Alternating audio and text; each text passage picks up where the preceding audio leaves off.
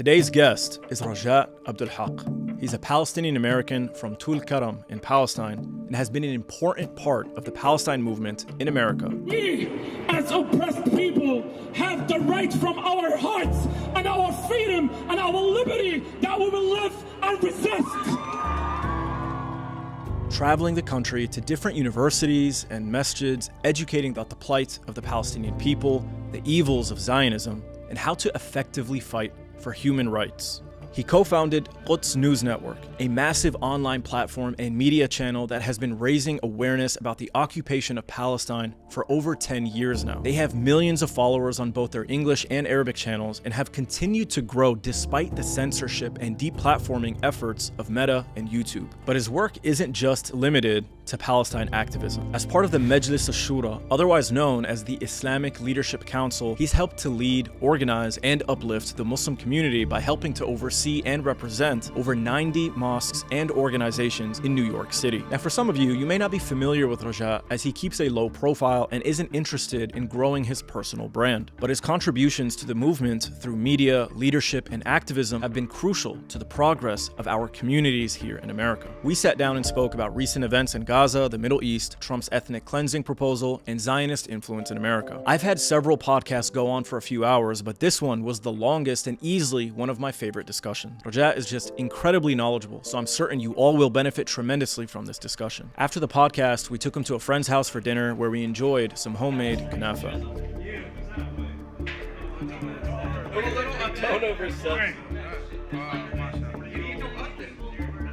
Trying to watch the sugar, baby. For a fake napkin.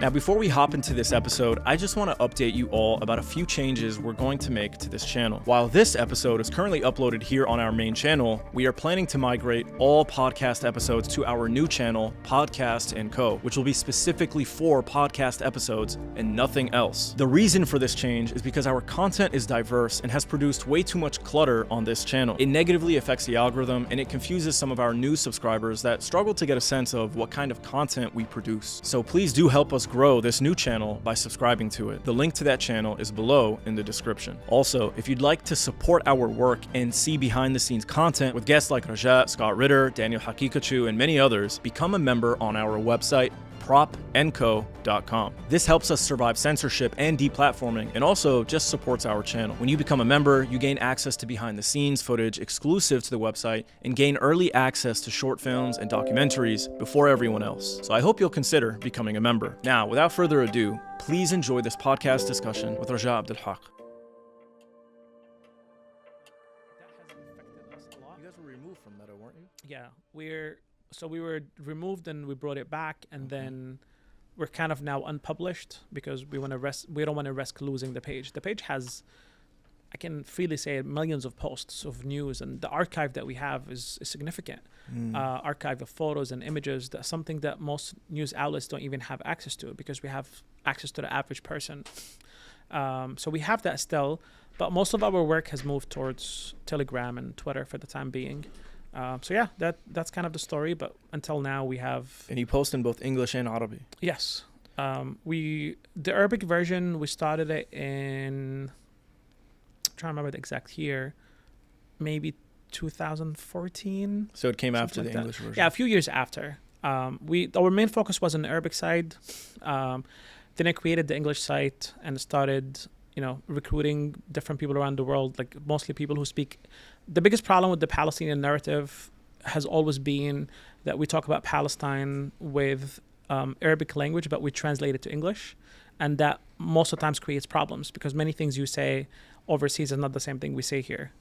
So a lot of people cannot relate, and it feels like just a translation. So I wanted to change that into, no, let's create an English first speaking page and an outlet that, of course, we translate the local news and we have the same network of journalists, but also have people from within the West who are pro-Palestine and can talk about the... And you guys have a website?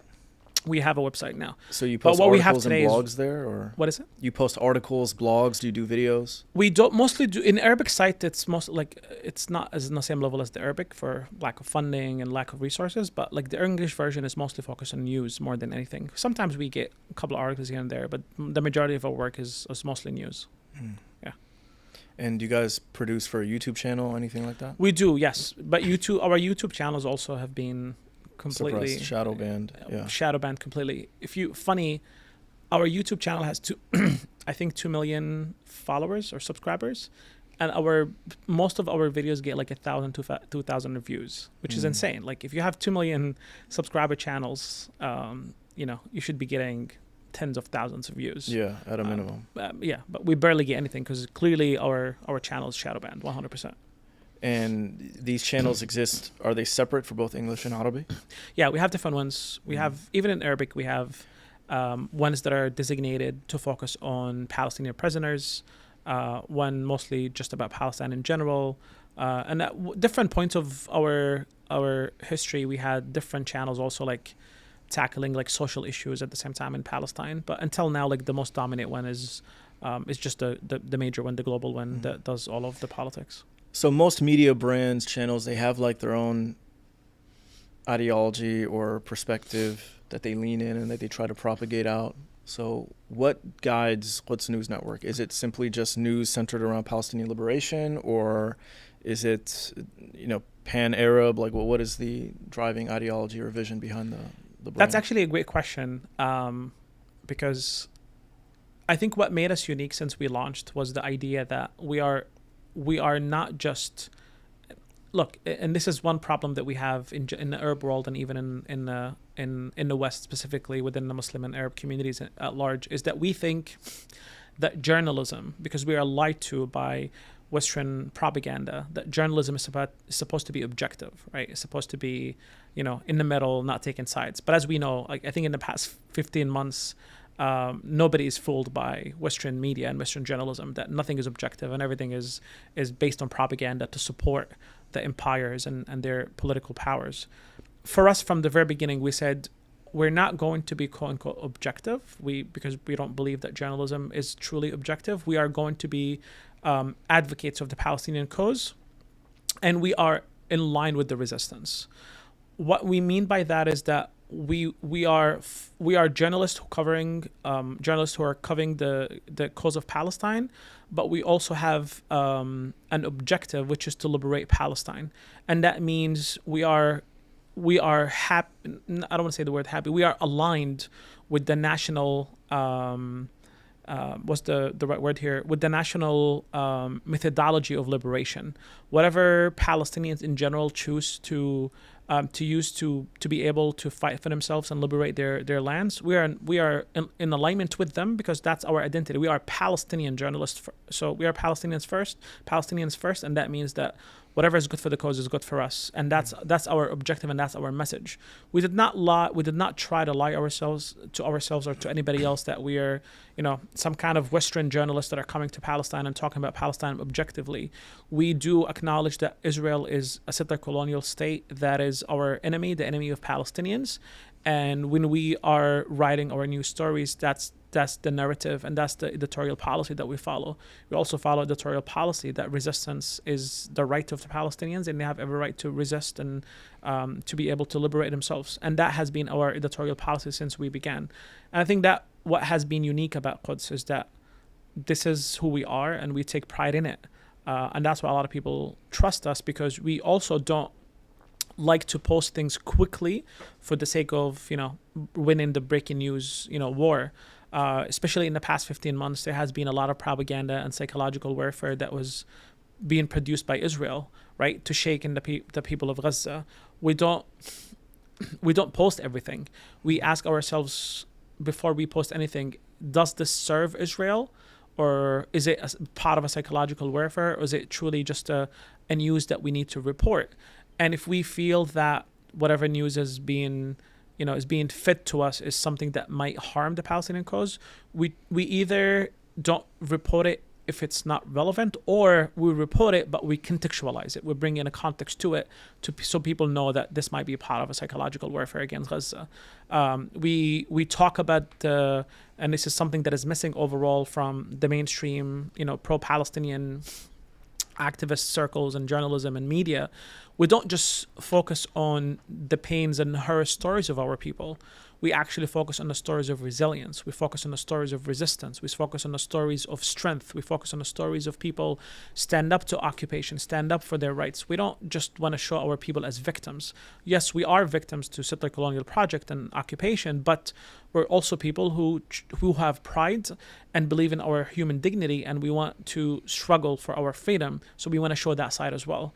And that's also why a lot of times we got a suppression by Meta and YouTube and whatnot, because we don't want to continue to just report as victims and that's it, because we feel that eventually that normalize the idea that Palestinians just have to live as victims and not to do anything about it.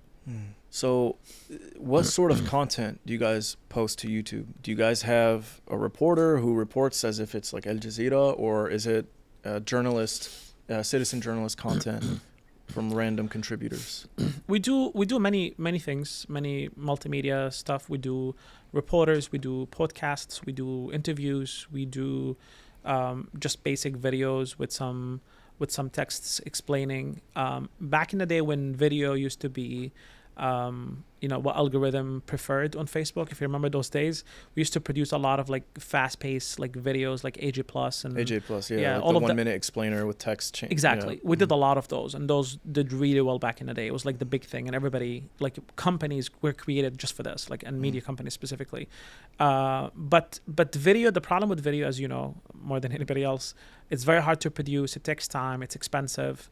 And we have a major problem in the West Bank is that, Israel is there stopping and sabotaging stuff. Unfortunately, the Palestinian Authority are also not very helpful. They're actually fighting anybody who's in favor of the resistance. So a lot of times video is a weak link for sure. So we mostly focus on reporting the news on the website itself by providing, opinions and articles and summaries and investigations, but our videos ranges, but yeah, video has always been something that always evolves, and we change by whatever works. Do you guys have a studio here in the US? No, most of the work is overseas. Nothing is done here.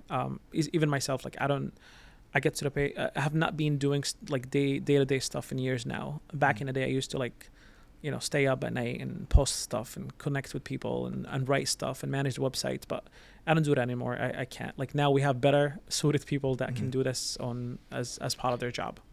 So obviously after October 7th, like you said, you guys were deplatformed off Meta. On YouTube, you're shadow banned. You're probably not even monetized on YouTube. Yeah. But so it kind of forces you to engage in like a level of self-censorship. You want to remain on the platform, so you have to start abiding by the rules that you think they have, because the rules are constantly changing. With the Trump administration now and the Zionists, changing the definition of anti-Semitism, broadening it in order to include, critiques of Zionism or even just critiques of what Israel's objectively doing. Yeah. Are you worried that you guys are going to not just be shut down, but that they'll come after you? Because that's something that I wonder, for example, they talked about removing the 501c3 status of certain organizations. So even Masajid, if they're involved in, like, if they're just a place where people meet in order to get on buses and go to protest, then they'll say, oh, you're getting involved in pro-Hamas terrorist rallies, therefore we have to remove your 501c3 status. So I'm worried they're going to play these kinds of games. Are you worried that maybe this might happen to Quds News Network? I'm not worried about it, because all of our infrastructure is overseas. I'm the only connection with the network here in the U.S., and I don't even have a day-to-day responsibilities. We don't have anything registered in the U.S.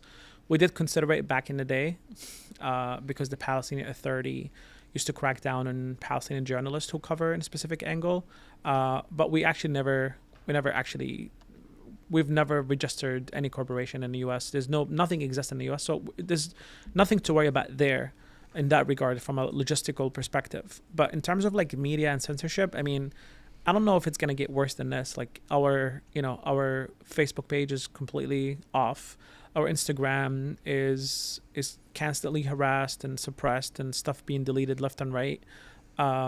Even on Twitter, same thing. We have the same problem. Our YouTube is completely shadow banned right now. There's many ideas of maybe starting over and create brand new pages, but eventually it's risky because we have 2 million subscribers and it took us maybe a decade to build that for you to move past that and create something new that eventually you might know it might get shadow banned again. But I think in general, the level of specifically the Arabic side, which is the most famous one, prominent one for us, it's mostly catering for the Arab world or for the Palestinian community. So the messaging is completely different than the US. Even though sometimes literally showing pictures of like resistance fighters in Gaza when you report the news, that sometimes gets flagged and gets removed, even though you're literally just reporting the news. So it makes it hard to post, sometimes to report the news. And this is why most people now have moved towards Telegram, because there's no censorship there. The problem with Telegram, as you know, is that people have to take time out of their day to actually log into Telegram and check your channel and go through the list of things, versus being conveniently placed in the social media platforms that people visit on a daily basis, and then you pop up in their face. You lose a big leverage there. But in terms of censorship, I don't think that Trump is gonna make it worse than it already is. I think Israel and the censorship about Israel is, as we know in the US, it's not just exclusive to the Republicans. I mean, the genocide was done by a Democrat president, so I don't think it's going to get worse in that regard. I remember early on after October 7th, I saw Quds news network everywhere. It was all over my feed, but you guys have completely disappeared from the X algorithm. I don't know, have you guys stopped posting, or are you guys actually shadow banned? It's definitely the latter. I think it's everywhere we go now. We're being shadow banned. Like Quds News Network at the very beginning, and also like the algorithm of X or Twitter. It's like very weird. Sometimes it pops things, and sometimes it suppresses things. But we still post on Twitter nonstop. It just that doesn't get much views or exposure on the algorithm. So I'm assuming there's some kind of shadow ban for sure. So how many staff members do you guys have, or volunteers? Like, how large is this network of reporters on both the English and Arabic side? And then also, how do you guys go about collecting information and sifting through it and verifying it in an efficient amount of time and then post it? Unfortunately, I can't go through the details of that for obvious reasons, because most of our people live in the West Bank or neighboring countries, and as we know, it's been Israel and Palestinian Authority specifically have been trying to crack down on this network for a while. They've put some journalists in the West Bank in jail because of working with us. But what I can say is that we're in a good place professionally, that we have professional journalists and and people who staff who are like actually trying to do media in a professional way. But that's kind of the most I can do. Unfortunately, you're familiar with the situation overseas. It's hard to talk about these things because I understand. It puts some people's lives in jeopardy. Yeah. Well, I ask because I'm curious about this concept of citizen journalism. That's what X, the platform, is really supposed to be about. And the largest accounts are usually the accounts that basically try to be first. They don't care if it's verified or not. And they post anything and everything. And they either follow other people who do the same thing and they scrape it. They use bots. They're in Telegram, and they just grab as much information as possible. They use Google alerts, and they just post constantly over and over and over and over again. But because of that, there's a lot of, excuse my language, but bullshit. It's just garbage information, straight up propaganda, complete lies. Mm-hmm. It's so easy for the government, propagandists to basically insert, their narrative, a completely fake narrative, and just have it go ballistic and go viral. And then you find out 2-3 days later, when it doesn't even matter anymore because people have moved on to the next 10 subjects. Yes. And you find out that this is completely false. 100%. This is a major problem. I think as a network, we've moved past the citizen journalist model a long time ago. For obvious reasons. I think when social media first came out, people were excited to share the news and do things and just, connect and be part of a network that talks about, what's happening on the ground. Many years after that, people start realizing that, now I have the ability to create my own network. Why would I help somebody else? So this is why we had like a rise of so many different Palestinian networks that, came about. Of course, unfortunately, I don't want to say unfortunately or fortunately, lots of them were, went out of business because they couldn't keep up. Like a one-man show, 2 people is not enough. What made it work for Quds News Network is that we institutionalized the work, and we had a couple of great people who are committed and constantly work to make this a success. We have a couple of people that are leading the efforts that are working around the clock. So amazing people. The phenomena that you mentioned is really dangerous and harmful.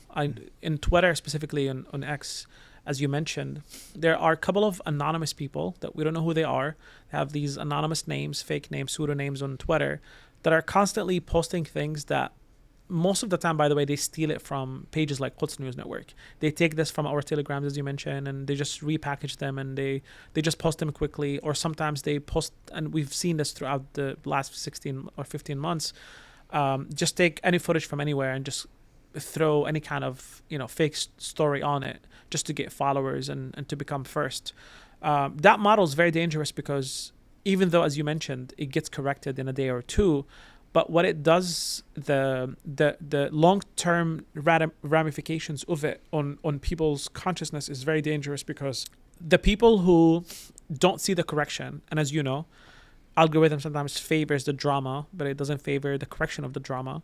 The people who see the drama, they don't see the correction, and it just gets burnt into their consciousness, in their subconsciousness, is that news is true, and they will never know that it's false. And years down the line, they start making assessments and analysis and understand the world through the lens of fake stories, of fake analysis that will eventually mess up their, I don't want to say perception of reality, but their perception of events around them.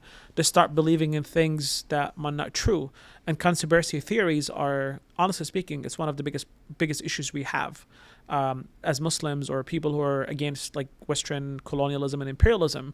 Believing in these conspiracy theories are extremely dangerous, because it makes us focus on the wrong thing. And if you focus on the wrong thing, you will never be able to end and stop the real thing. So these pages on Twitter are extremely problematic. I don't know what can be done about it, but as you know, like every couple of months, there's a new pseudonym that comes out of nowhere now and starts sharing things, and it becomes the most famous one.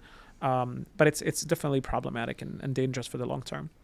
Yeah, X in general. So Elon Musk has removed links. Obviously, you can still post links, but it's in the algorithm, and he's also commented on it as well.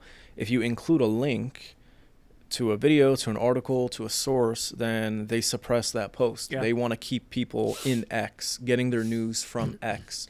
So now you're discouraged from posting a link, which means you're discouraged from posting sources, which Absolutely. means now people are accustomed to, I got this information from an account I follow, and they've provided, they didn't even include a picture. They just said, this happened in this way, at this place, at this time, and this is who's responsible for it. And that's it. That's the truth to them. And I think there's also an element of people wanting to believe something. Like if you're a Zionist, it's not going to be hard to convince you of some lie. You want to believe the Palestinians are so evil and terrible and horrible. For example, yesterday, all over social media, people are talking about, what's her first name? Is it Shira? The mother of the 2 babies. They determine that potentially it's the wrong body, that it's not her body. But for the babies, they did an autopsy within a couple of hours, and they're like, we have reason to believe that they were brutally murdered in this way with, Hamas's bare hands.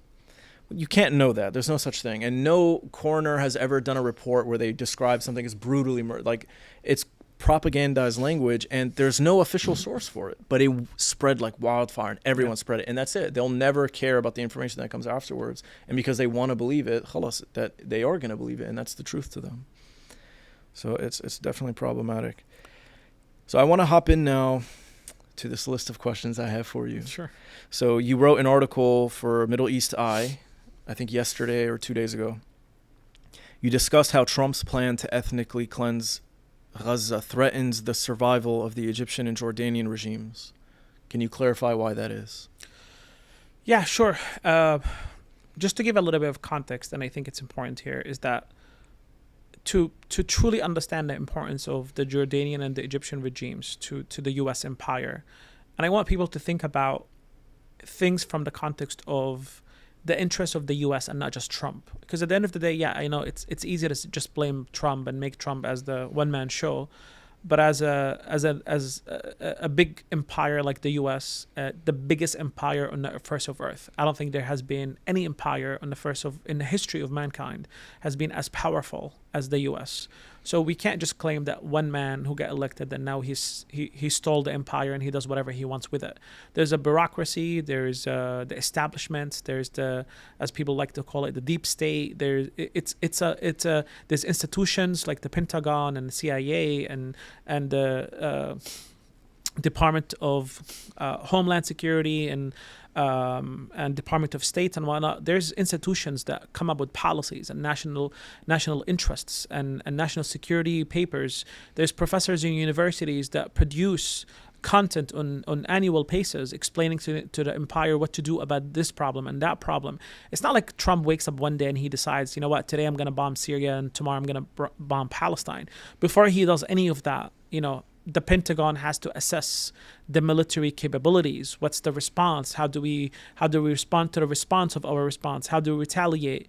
What are the major forces there? Like it's a very complicated process. I mean, one of us, if you want to open a business, a small business in a neighborhood, you would check about the demographics of the neighborhood. You do a business plan. You start assessing the real estate value. You do a lot of math to make sure that your investment, the return on your investment is going to be positive. So if you can do that, all of that research on a small scale of just running a business that will cost you $100,000-$200,000, imagine an empire like the U.S. that controls the world and has over 700 or 800 military bases around the world. They calculate every single step they take. So we can't be naive to think that when Trump decides on something, that means that he's just a fool that he decides on something. Absolutely not. There's an empire and institutions behind him that supports him. And the biggest evidence of this is that Trump in the past few weeks has been saying nonsense about displacing Palestinians and threatening Jordan and Egypt that they must take the refugees or they must take the displaced people from Gaza, or the U.S. will stop its aid to them. Because, Egypt and Jordan, they're considered I think the top three or the top four of military and economic aid recipients of the U.S. They're considered the, allies. Even Jordan is considered to be, it's not part of the NATO, but they're considered to be of a strategic partner of the U.S. There's a specific label that Jordan has. The label escapes me now. Is it a non-NATO ally? It's a non-NATO. Yeah, exactly. But I'm not sure if there's another term. But it's a non-NATO ally. And Jordan receives, I think, the second most military aid from the U.S. after Ukraine. And you got to understand, Ukraine is just a recent war. So if you take Ukraine out of the equation, Jordan is the highest recipient of U.S. military aid in the world, or one of the top ones. And if memory doesn't serves me right, they're the highest in receiving military aid when it comes to, I think, military airplane support specifically. So besides that, them being labeled that, the history of Jordan since its beginning, since 1921, or what we know as the Transjordan Emirate, that started after the collapse of the Ottoman Empire, the collaboration between so-called Sharif Hussein with the British, and then in reward of him betraying the Ottoman Empire, they gave him Jordan, or what is known as the East River of Palestine, and it's called like the Transjordan Emirate. Since its beginning, the army was developed and was created by a British general. In the Jordan culture, he's called Gulab Pasha. John Glubb, but in Arabic they call him Glubb Basha, as like he's one of the bashas that came about and helped Jordan. So he's a guy that literally helped develop the Jordanian army from the very beginning. Of course, at the very beginning it was not called the Jordanian army; it was called like the Arab Ligan, and later on he created another faction that is called the Desert Squad, that mostly were made out of Bedouin militias, and the main reason for creating them was to support and help and protect the oil pipelines from Saudi, and to crack down on any people who threatened the British Empire in the region. And as a matter of fact, this Desert Squad was sent, or Desert Force was sent in Palestine in 1936 to crush the Arab revolt in Palestine. Imagine Jordanian Bedouins coming to Palestine to collaborate with the British colonialism to crush the Palestinian rebellion against the British colonization and against the settler colonial project of Zionism at that time. So Jordan, from the very beginning, was in alignment with the empires. Specifically, the beginning was the British Empire. Later on, Jordan became very strategic to the U.S. Now, why is Jordan very important to the U.S.? Again, number one, Jordan was created in a sense specifically after 1948 as a way to absorb the West Bank and as a way for Jordan to become another home for Palestinians, another instead of having Palestine as to be their home country, you create another state that can serve that purpose. So you take them, you absorb them into Jordan, and as we know, historically speaking, demographically speaking as well, Palestinians have been the majority in Jordan, not the Jordanians. The Jordanians have the control of the state, but the majority of the people, the population, were mostly Palestinians. So a lot of them were integrated into Jordan.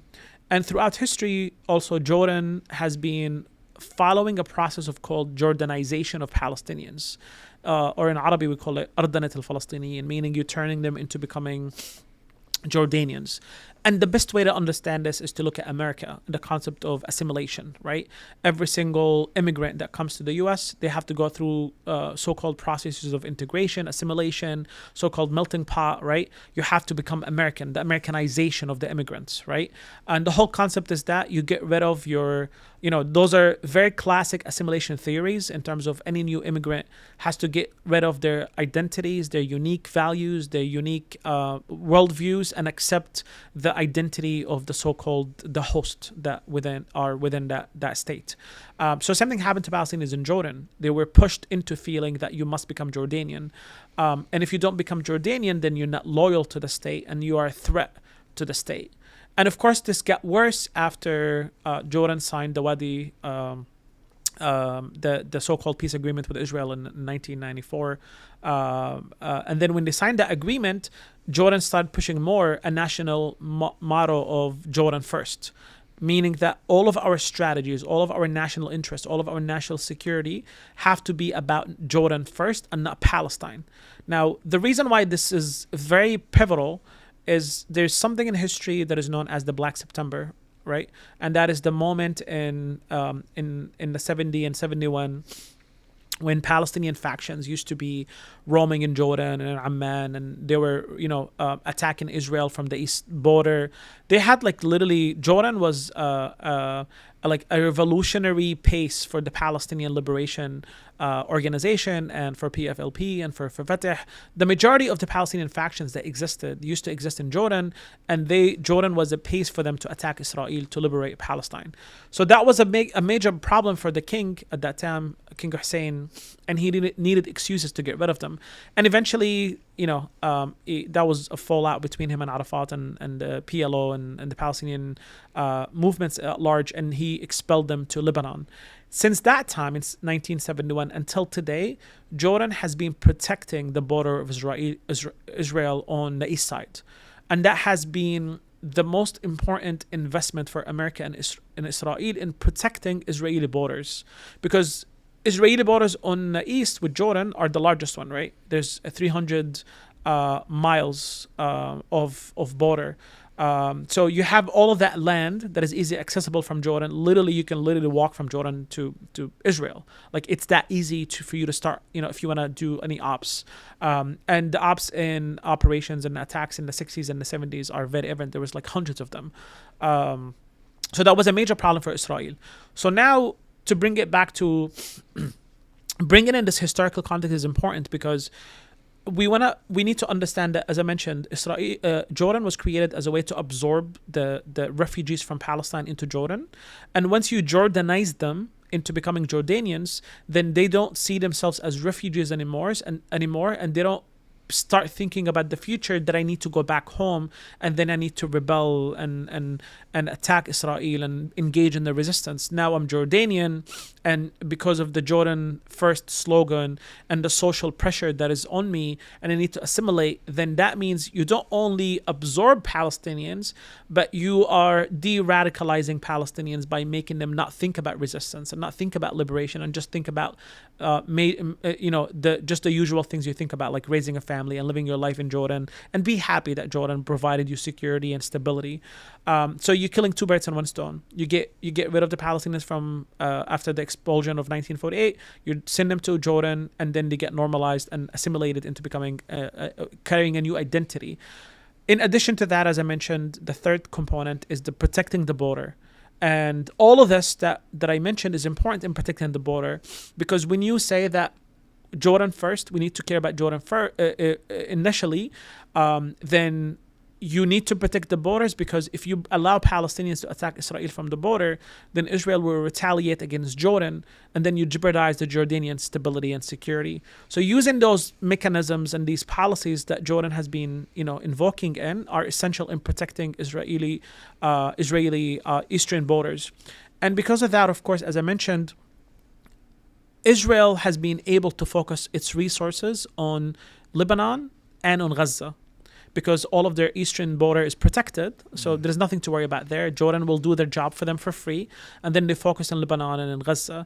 And they've been shifting towards Gaza, and we'll talk about Gaza in a bit. So Jordan has that major component in protecting Israeli security through the different means that I just mentioned. But also Jordan is important in America's war against quote-unquote terrorism in Iraq. They were engaged not just by sending forces in Iraq, but they provide an Arab legitimacy to the war. They are in the borders with Iraq, so they're able to protect the borders and keep the so-called terrorists at bay within Iraq itself. They are borders with Syria as well. So Jordan is strategic to the U.S., strategic in protecting the pipelines, the oil pipelines that comes out of the Saudi. So Jordan is very important, and so America doesn't want to lose Jordan, because if they lose Jordan and Jordan becomes destabilized, then it becomes a major problem for them. It will become like an Iraq 2.0, right? Because you have a region that is very strategic, is very on the borders of Israel. If it's not stable, then the majority of the people, the first thing they want to do is they want to attack Israel. So making or keeping Jordan stable is existential to American interest in the region. So Trump can say whatever he wants, but lately, as I mentioned, he's been backtracking all of this nonsense, right? As you see after the embarrassing interview with King Abdullah, the second day, Trump recorded the video and shared it on the White House social media, speaking highly of Jordan, speaking highly of the king. And he has never done this about anybody else. To the great people of Jordan, you're a spectacular group. I have to tell you, you're very, very fantastic people with tremendous brilliance and energy. I want to just say that you have a king who is a tremendous man. He's a leader. He's got a wonderful heart. He loves you so much. He loves his country. He's done amazingly. King Abdullah is one of the true great leaders of the world. And I just want to tell you, you're lucky to have him. And I say that from my heart. You are very, very lucky to have him. Why would Trump, the narcissist guy, come out a day after embarrassing someone and, providing a no apology? He didn't, of course, apologize, but it was obvious what was happening. It was to save the face of the King of Abdullah, because he was humiliated. But most importantly, it made people question the king and the regime and their usefulness to American empire. So America doesn't want to lose that. Now, same thing with Egypt. Egypt, specifically after the Camp David in 1978, Egypt has jumped ship from Russia or the Soviet Union to be in bed with America. And since then, they've been protecting the Israeli border, and that has been their job. But a major job that specifically Sisi has been doing since 2014, after the coup in Egypt, has been to or the attempts to try to crush the resistance in Gaza. As I mentioned, Jordan allowed Israel to focus its work on Gaza. So what Israel did end up doing is, and the US, of course, they went to Sisi, and I'm sure there was negotiations in the back door telling Sisi, we'll support you in the coup, but you need to crush and suffocate Gaza, because as we know, the blockade has been in place in Gaza since 2006, but the resistance is still powerful after 2008 war, 2014 war. So Israel was still worried about Hamas, specifically having tunnels, and it's very clear. It's very important to say that the tunnels were smuggling weapons, but also smuggling weapons, milk and food to the people of Gaza. So Sisi needed to crush the resistance in Gaza by suffocating the tunnels. And what he ended up doing, and this is very well known, he was not able to stop the tunnels, so he did something else. What he ended up doing is that the Egyptian city of Rafah, which is like a twin city in Egypt, it was the business of the city was based on tunnels. Literally, merchants there will bring in all kind of food and medication and bring in stuff to Gaza for people. It's literally, think of it like I don't want to say black market, but it's like a market between Egypt and Gaza, including weapons, of course, to come into Gaza. He literally destroyed that city. He went in something called the buffer zone between Gaza and Egypt, about 5 kilometers, all the way back to so-called protect Egypt from terrorism. But the real issue is that they cannot get to all the tunnels, so they would rather stop the distributors to sell stuff to Gaza. So even if Gaza has access to tunnels, nobody's selling them anything because nobody lives in Rafah anyways. So he did that way. He enabled Israel to suffocate Gaza, and because of that suffocation, as we all know, Hamas went in to start producing and manufacturing their own weapons. Before 2014, Hamas almost never manufactured anything, with the exception of Qassam rockets. They used to smuggle weapons non-stop. But when they found themselves stuck and suffocated, there's nothing to smuggle anymore, and this is where they went into the concept of manufacturing. So again, I went through a lot of historical context to bring it back and say, America cannot risk losing the benefit of what Jordan and Egypt provide to America, specifically through protecting Israel and allowing Israel to literally exist. Because without Jordan and Egypt, Israel cannot keep up with the border attacks, cannot keep up with its politics, cannot keep up with the region refusing to normalize. There's so many things that we can talk about. The normalization coverage that Egypt and Jordan provides to Israel, the suppression of political dissent against American hegemony and against Israeli occupation in the region. But Jordan and Egypt, as I mentioned, historically speaking, has been pivotal to American hegemony in the region. And without them, America will lose a lot in the region. So I don't think the fantasies of Trump will supersede the needs and the interests of the empire. So I really think, based on what we've witnessed in the past couple of weeks, and Trump backtracking, and even I think today or yesterday, he said that, well, his proposal about the displacement of Palestinians is only a proposal, and it's up to Jordanians and Egyptians to take it or not. So now, before he used to push for it, now he realized that Egypt and Jordan are pissed off and they're not going to accept it. And by the way, they're not accepting that plan not because they're good regimes, but because they know that will that will literally undermine their regimes politically and morally, and we can talk about in details if needed. Yeah, that's what I'd like. Yeah, so let's go into detail about how. How is very simple. As I mentioned, Jordan in the past, let's say at least since the 60s, have been Jordanizing Palestinians in Jordan.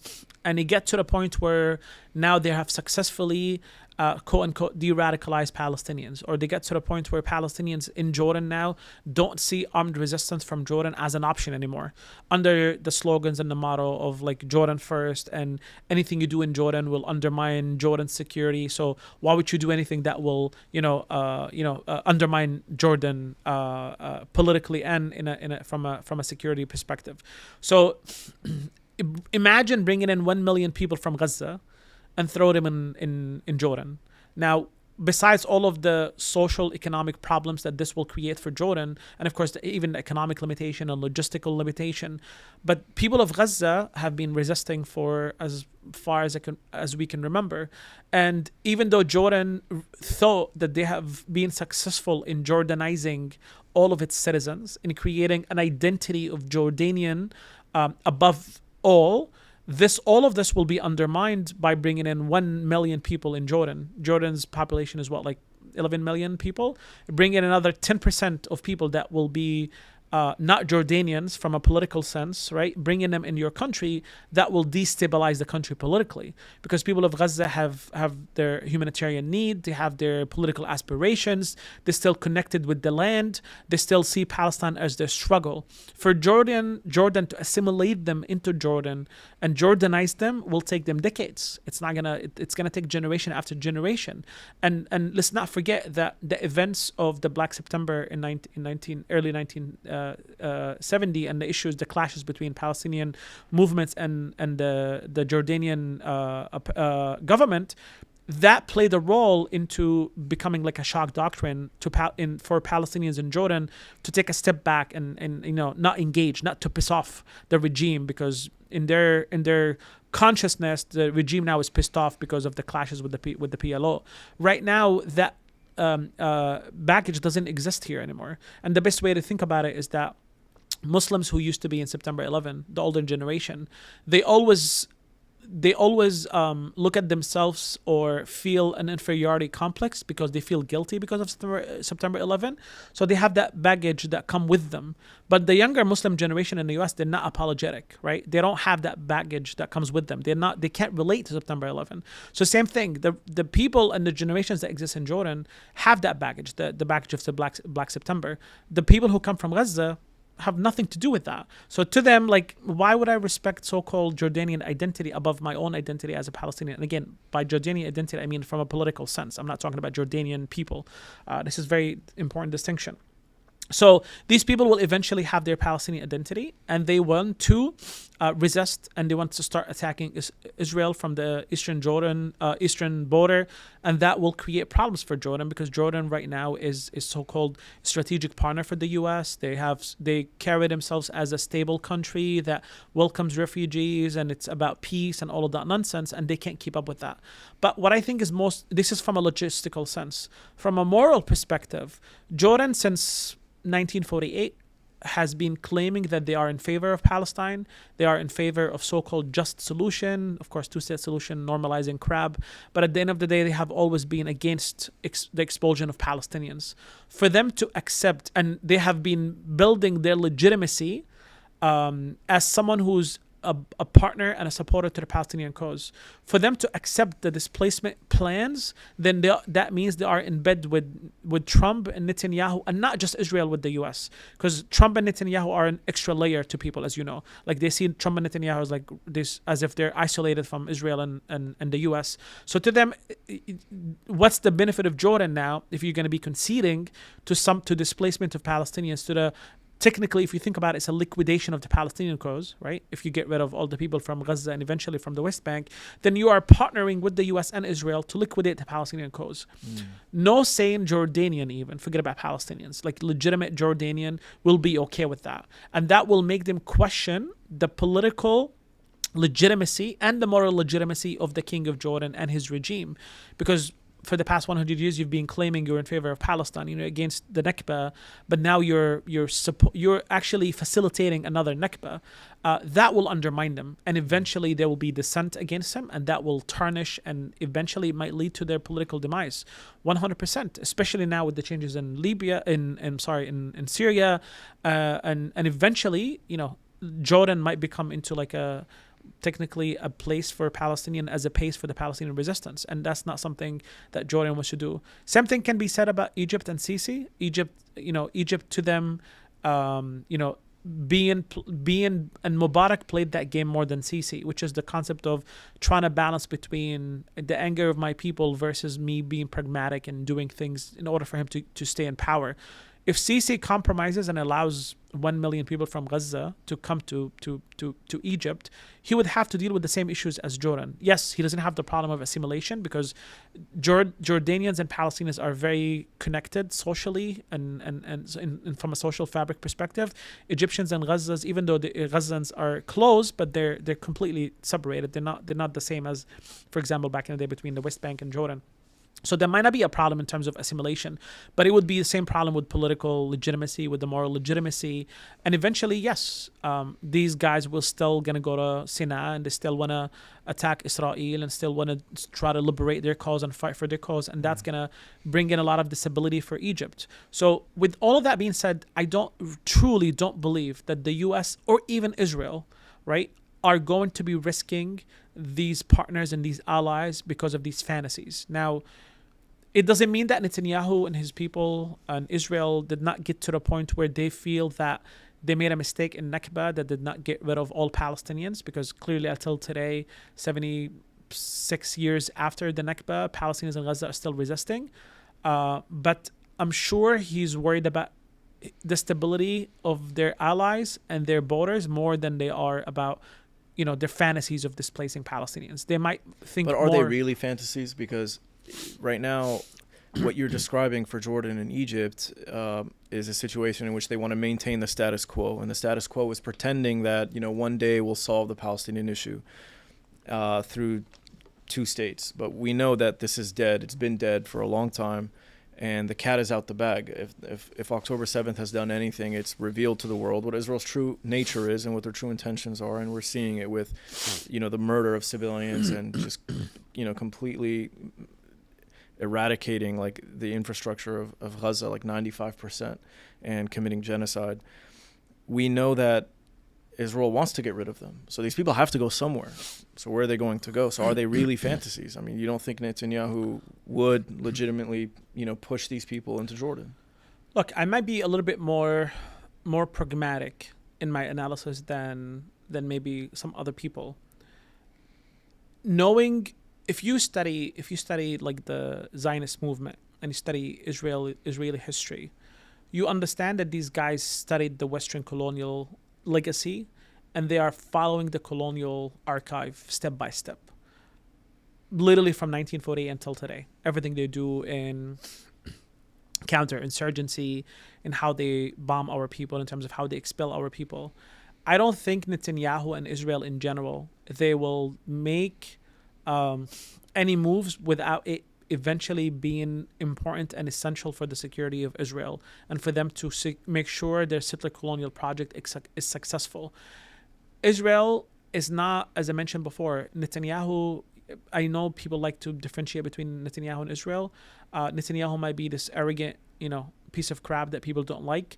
But the policies of Israel are the policies of Israel. They're not the policies of Netanyahu. Netanyahu is just the mouthpiece of Israel, and he happens to be the leader. Of course, he has weight, and he can maneuver and can move the country in a specific direction. But at the end of the day, Israel has institutions, colonial institutions that study how to subjugate the Palestinians, what strategies work, what policies don't work. The siege on Gaza for the past 17 years or 19 years is not random. It was studied. They learned it from history. Throughout history, the sieging of places is a very common thing.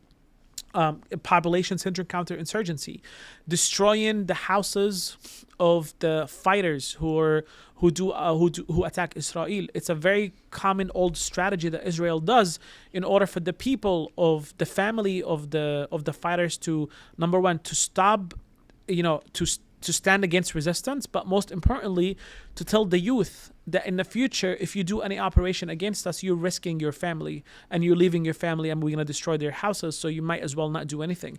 All of this is strategy. It's not done out of revenge. Even the war in Gaza. You mentioned this earlier in our conversation about like the propaganda that Israel does, specifically like the beheading of 40 babies and the mass raping women and all of that nonsense. These stories were mentioned in a sense of as a populist way to rally the people, specifically Western folks and like even Israelis themselves. But at the end of the day, everything Israel did in Gaza was strategic. It was not based, of course, revenge and avenge and retaliation, and them showing their the barbaric nature in them as Zionists, in terms of like the way they were not just killing our people, but they were having fun with it, and people were proposing to their girlfriends by bombing our houses. Like this depravity and this insanity that exists. Of course it exists. I'm not saying that everything is like systematic, right? But everything that Israel did is completely systematic. The way they occupied, or the way they cut Gaza into different corners, they cut it in the middle. The way they went to Rafah, the way they went to Philadelphia, the way they went in the Tsarim corridor, the way they occupied specific things, the way they destroyed hospitals and schools. All of this is not done just for the revenge. Bombing hospitals is essential in the mindset of Israel because of one reason. Palestinians in general always see hospitals as a safe haven. If their houses are bombed and they're not safe from it, they know for a fact throughout history that if I go to hospital, I'm safe with myself and my family. But if Israel bombs the hospitals, then it creates a sense for Palestinians to feel that there is no sense of safety anywhere in Gaza. And the point of that is to force the people to surrender and for them to leave Gaza, or if they can't leave, at least to stop resisting, to acknowledge and accept consciously.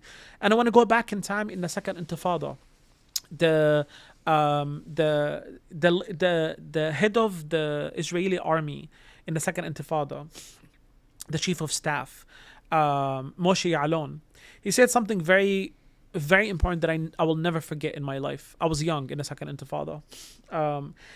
One famous thing he did when Israel invaded all of the West Bank, and there was sieges and raids everywhere, he said that it's our job is to burn into the, and I'm quoting or paraphrasing him, to burn into the subconscious of Palestinians that quote-unquote terrorism or resistance is only going to lead to their destruction.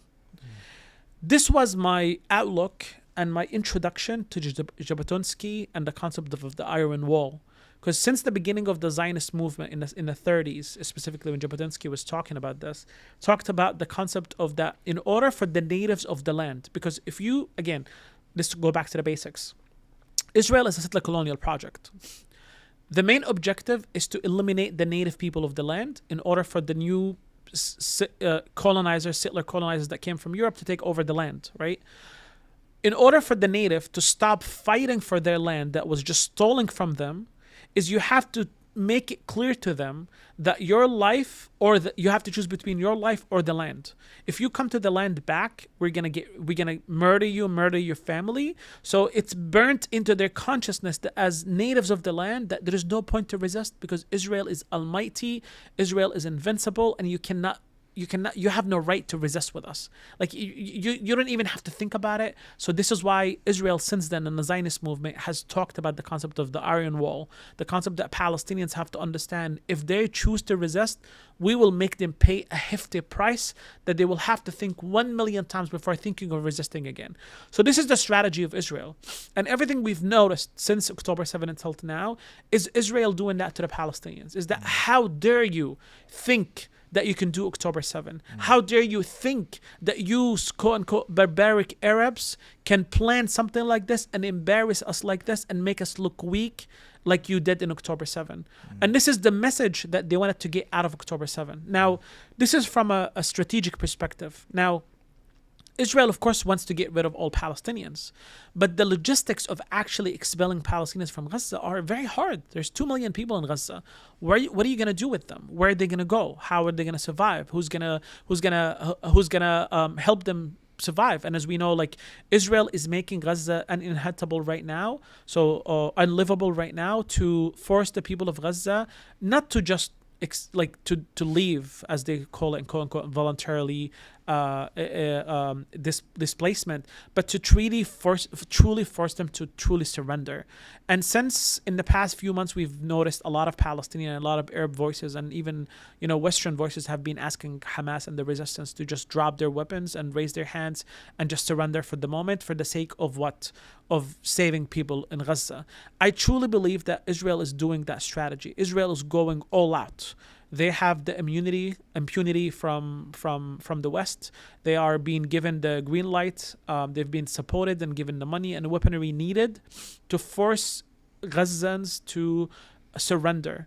And Netanyahu has made it very clear since the beginning. If you remember, many times he compared the war in Gaza, like the Second World War, specifically the so-called de-radicalization of Japan and Germany. Because to him, he wants to people like to repeat what happened with Germany and Japan, which is for people to surrender, to accept that they're evil, and to de-radicalize themselves to become part of the Western world by quote-unquote civilizing they themselves. want complete submission through violence and dominance. That's exactly their plan. Now, if people in Gaza leave, it's a win-win. But again, thinking about everything that I explained, the importance of not pissing off their allies. Now, maybe they thought that, Sisi and King Abdullah will be okay with the displacements, which if they thought that, then I'm sorry, but they're idiots, because both guys will not allow it, not for anything, but because of their own good. But I really think this might be a way for Netanyahu and Trump to play like a poker face, to give you like a negotiating technique, right? To tell you, listen, what we want to do is displacement. If you don't want displacement, give us your best shot. Maybe say Hamas will surrender, the resistance will surrender, Gaza will be built based on the conditions of Israel. Like, this is why what Trump has been doing lately, right? Even Mark Rubio, I think earlier today, he said, like, we're waiting for the Arab leaders to give us a proposal. But the only proposal on the table right now is Trump's proposal. That feels like more of negotiating. It doesn't feel like he's forcing Arabs to take that proposal. So maybe Netanyahu and Trump are going all out, right, in order for the Palestinians and the Arabs to come up with with another deal that will undermine the Palestinian cause, and that way it becomes a win-win. Because at the end of the day, if Netanyahu and Israel, if they can quote-unquote de-radicalize Gaza or demilitarize Gaza or get rid of the resistance in Gaza, it's a win-win for them. They don't care about Palestinians staying in Gaza. All of this nonsense about building Mediterranean villas and Riviera in Gaza is nonsense. Israel has a long coastal access to the Mediterranean Sea. They don't need that small place of Gaza to build more hotels. Like, that's just like populist nonsense to scare off people, I feel. So you have made a very good argument for why, they can't accept this, and that they wouldn't accept this, and that why perhaps Israel might not even really actually want to do this. At the same time, though, this isn't really a new idea, right? I mean, Jared Kushner in Trump's first administration suggested the idea of basically, they talked about artificial man-made islands and putting the people of Gaza there. They talked about dumping the people into the Sinai and just having it be like a worker colony. So this isn't a new idea. And I'm not exactly sure that, despite, the argument that you've made, which I see nothing wrong with, I just don't know if Israel wouldn't be willing to go that far. I get that, and I'm not. Let me be very direct. I'm not saying that it's like far-fetched. I'm not saying it's not something that is being planned. I'm not saying that Israel and Israel and the U.S. are not. They would love for this to happen for sure, but it goes back to what I said earlier. America and Israel don't do.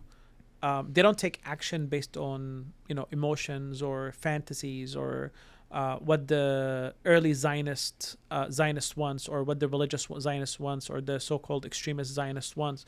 Like, what matters to them is that what are the policies that will continue to protect American interest in the region and protect Israel's security and stability and safety for its own settlers, right? This is what matters at the end of the day. If they do the math, and if they do the calculation, and they realize that if we expel or displace Palestinians from Gaza to Jordan and Egypt, and that might make us lose our allies and might destabilize these regions, then they might end up creating bigger problems than they have in Gaza. Like, imagine Gaza is causing them this much problem, and Gaza is literally an open air prison. Like, people in Gaza, and a few years ago, there was a documentary by Al Jazeera where Hamas fighters and resistance fighters dive deep into the Mediterranean Sea to find bombs that are 100 years old in order to get access to black powder to create bombs. This is how desperate these guys are. So in this Gaza and this desperation and this open air prison that Gaza is in, and Israel cannot defeat them, they cannot beat them after 16 months of genocide. Now, what made you think that those 2 million people who are the popular support for the resistance, if they go to Jordan and Egypt with access to literally the world right now, they might not be able to do more? And what makes you believe that the U.S. will eventually, I mean, outside of Trump, but the Pentagon and CIA, all of the institutions that exist here, when they go to Trump and tell him, listen, you can accomplish that. I'm telling you right now, Trump tomorrow can call the King of Jordan and Sisi and tell him, listen, this is happening. They will listen. They have to listen. Like, these guys cannot survive without the U.S. And this is why Catch-22. Jordan and Egypt cannot survive without the support of the U.S., but also U.S. interest in the region cannot survive without Jordan and Egypt.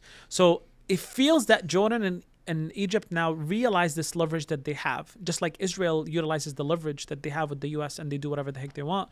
Then this is maybe the why they're pushing back in order for them to survive, even though they know if the aid is cut by the U.S., that might jeopardize their survival. But they know they can use that as a way to their own people that, oh, we went against the U.S., we need your support. And I trust me, the people in the region will support them anytime they stand against the U.S., against American imperialism or against the Will they, US. though? Because you raise a very interesting point, the Jordanization of the Palestinian people who were dumped into Jordan. And when I was in Amman a month ago, and I've been to Amman many times, as a teenager.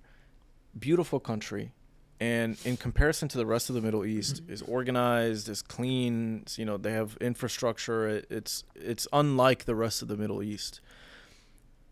And when I saw, especially in the wintertime, the weather is very beautiful in the hills. Like, it reminded me a lot of Palestine. I've been to Palestine once. Yeah. I went in the spring, and it was very similar. And the Jordanian dinar is stronger than the dollar, and it's very expensive in Amman. It's a proper place to live. Yeah. I don't think these people would be interested truly in undermining that. People don't want to see their cities turn into Gaza. And Israel has made very clear, we will turn every Middle Eastern city into Gaza if you challenge us or if you threaten our security. And other than the Jordanian bus driver who pulled out a gun and shot some Israeli troops at the border, what has any of our people in the region done? No, definitely. I think that's the problem. That's what I'm saying about Jordan's importance and the pivotal role it plays in protecting the U.S. Hegemony and protecting Israel. That's exactly what they did, is to stop Jordanians from doing anything and to stop the people in Jordan to do anything in Israel. That's literally their mission, and they're succeeding in it. There's no denying it. And that's why I'm saying they have the leverage. Now, but I disagree with you in the sense of the majority of the people in the region, and we've seen that since the Arab Spring and even before, anytime there's an uprising anywhere, the Palestinian flag will be, in the front lines, because people understand that their freedom is limited because of the cause of Palestine. They're not allowed to thrive, because if they thrive, that will be a threat to Israel, and Israel has to be the superior power in the region. And as such, these regimes have to be tyrants and to suppress their own people. I know for a fact, if the King of Jordan tomorrow goes all out and dissents against the U.S. interest in the region and says, listen, the U.S. and Israel are forcing me to displace Palestinians from Gaza. I'm going to stand up to them and I need you to support me. People will go in the millions in the street. I know for a fact. There's no question about it. And you can think about the Islamic movements in Jordan. You can think of the average person. Because unfortunately, they created the sense that whatever the king says is in the best interest of our region because of the reasons that I provided earlier today. But if he goes out and he said, listen, I need your help, everybody will stand up with him. As a matter of fact, and this has been discussed many times, if you go to social media and look at Egyptian people, specifically the youth that were expelled out of Egypt, when Sisi took the power after the coup, a lot of them say, listen, we're willing to forgive Sisi with everything he's done if he supports Gaza, if he supports Palestine. I don't think the average people are worried about, their cities being turned into Gaza. I think that's the propaganda, and that's the fear that the regimes play on to scare off and to legitimize their reasons of why they stand up against I don't mean to doubt the sincerity or the support of our people, one. And two, I don't want to give people the idea that I think this can or will happen. But I just want to push back a little bit because I do think that there is the possibility, there's room for it. And I even want to ask you specific questions. I plan to ask you, theoretically, just putting yourself in the shoes of the regimes in Jordan or Egypt or Trump or Netanyahu, how they plan to actually move people from Gaza into Jordan. Because Gaza, they can easily push them into Egypt. It's just a walk across the border. But to get into Jordan, they either have to go to Egypt, then get to Jordan somehow, or they have to go through Israel, occupied Palestine, the West Bank, and then cross into Jordan. So what, you're going to put these people by force on buses, and some of them are secret resistance members? You know, what is the feasibility in that? But I want people to be, you know, God forbid, you know, open-minded to the possibility that this actually could happen. Like, Egypt has a ton of debt. If they offered Egypt, really, we will wipe your debt entirely.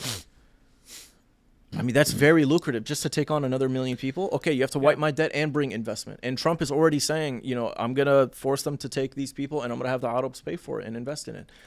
So there's that aspect. And then in Jordan, no disrespect to the Jordanian people, because I know in their hearts that both the Jordanians and the Palestinians, their heart is with Palestine. At the same time, though, they watched a genocide for a year and they didn't overthrow their king. And I'm not saying that they should, because I'm not encouraging people to destroy their societies. I don't know what the answer is, but they didn't overthrow their king. They had some protests at the embassy and blah, blah, blah. But other than that, the Jordanians didn't have to work very hard to keep the people down, and neither did the Egyptians. And, that's very true, yeah. And they intercepted missiles on the way going to hit Israel. They did nothing. They allowed for trucks to feed Israel and help them curb and get around this Houthi blockade in the Red Sea. And the Jordanian people did nothing. So our people, yes, our hearts are with them. At the same time, though, what did they do? That's why when I go to Amman and I see the way they're living, they feel bad, blah, blah, blah. You go to a warehouse, they donate some food, and we're sending it to Gaza. And it's just 2012, 2014. The genocide is much bigger than that, but it's just another repeat of give charity, but we don't want that mess here. So I really don't know that these people would revolt against I believe they would, because I agree with you. Strategically, it is a death sentence for them. At the same time, though, after seeing what we've seen, I think what Trump and Netanyahu are betting on is that you people have done nothing. You're not going to do anything. So let's just be real about it. The cat's out the bag. We will clear your debts through investment, and we will help you rejuvenize your economy. We'll help you build housing. We'll even invest in factories for these people to become slave laborers, basically, to boost your economy and boost ours, and we'll let you split the pie. Let's just cut to the chase and be real about it. And I think we have to consider that as an option, given what we've seen. No, I think you're spot on. I'm not disagreeing with you at all. As a matter of fact, yes, it's actually very embarrassing and very not just embarrassing, but like very frustrating and very heartbreaking that during the genocide, the majority of the Arab world didn't do much, to be honest. Yes, there were protests, but as you mentioned, it was, you know, we were protesting in the U.S. maybe more than them, unfortunately. That's the reality.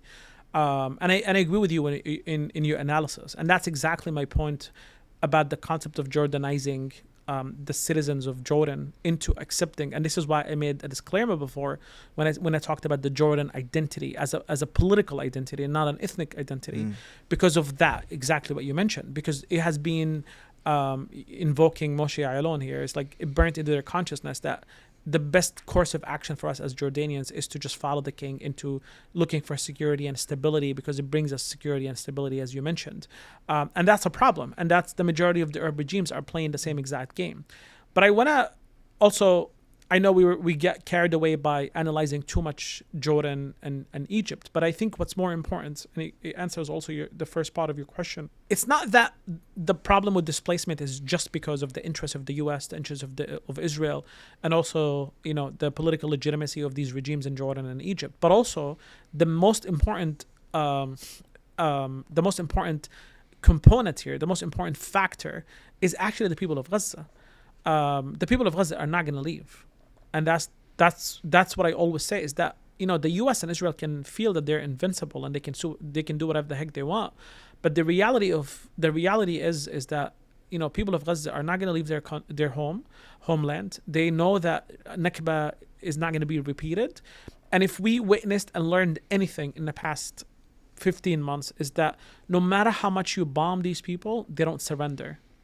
What happened in Jabalia for months and I actually wrote an article about this, the Jabalia doctrine, is that Israel literally used the concept of genocide, of literally eliminating people non-stop as a way to force people to be displaced, but displaced not just physically but mentally, to go back to the concept of, either you surrender and subjugate to us, you subjugate yourself to the occupation, stop resisting, or we're going to eliminate you and your whole family. This is exactly what Israel did. Yet, as soon as the ceasefire agreement took place, and we get to like the first week when Netzarim Corduroy was opened, what was the first thing that people in Gaza did? They went back to their homes to the north. The people who were forced to be displaced. Now we got to understand, I think about 200,000 to 300,000 people stayed in the north, right? Not everybody got displaced or flee to the south. Every single person who was displaced from the north in the south, they were camping overnight, waiting for the corduroy to open, Netzarim corduroy to be opened, so they can go back to their homes. Now, when I say by homes, I just mean geographically speaking, because there was no homes. Everything was destroyed. These guys are living in tents in the north. And the majority of them are telling you they ran and they walked for hours, 6-7 hours a day just to get their homes. Some few elders died walking to their homes in the north. These guys could have chosen to stay in the south, right? In the south of Gaza, and wait for help to come, humanitarian aid to come. They went to the north with no plan, no money, no clean water, knowing very well that everything in their community has been destroyed, but they still went back north. And many of them were interviewed, and they mentioned that, I don't care about living and having basic human needs. All I care about is I want to go die on my land, because that's as why I belong, and I will never ever allow a second Nakba to happen. So these guys are shrewd. They're loyal to the land. They know how important it is not to be displaced from their homes. So Egypt and Jordan can agree all they want, but how are you going to be moving 2 million people? The only way to move them, and let's be very honest too, and I'm not saying this in a sense of just showing the resilience of the people of Gaza as a way for me to celebrate that resilience and that resistance and that commitment and dedication, but truly, logistically speaking, Israel literally didn't just bomb every single land of every single inch of Gaza. They were on the ground. Were they able to expel people out of Jabalia? To the south. The people of Jabalia were forced, the refugee camp, to just get out of the refugee camp. You can go south, you can go center. You don't have to go to Rafah, for example. Just leave the refugee camp. And they were bombing them nonstop. Soldiers on the ground. Did the people leave? Absolutely not. So you want people who did not leave because of bombing, non-stop bombardment, genocide, boots on the ground, shooting people in the hospitals, destroying schools, starving them to death. These guys did not move out of their homes. You want them to be leaving to Jordan and Egypt? How the heck are you going to move them? There's no way you can move these people. That's just the reality. And the resistance are not going to allow this to happen, because they know if they leave the land of Gaza, that means it's a second Nakba, and this will put us back in time. And they know the importance of the land, because as I mentioned before, the settler colonial project, it's all about the land. People might say, people in the West don't understand this concept, the concept of settler colonialism. They don't understand why people in Palestine are obsessed with their lands. It's not that the Palestinians are sure they love their lands, they're loyal to them, this is their identity, this is their culture, but because they understand politically that the struggle in Palestine is about the land. And if they leave the land, then there's no life anymore, because they become refugees around the world, and that's, to them, it's not something they want. They don't want to give up on their country, so they would rather die on their land, because that paves the way for the newer generation to continue to live on that land rather than letting go of that land. So yes, forget about all of the geopolitical analysis that we talked about. The reality is people of Gaza are not going to leave. Now, good luck moving 2 million people by force.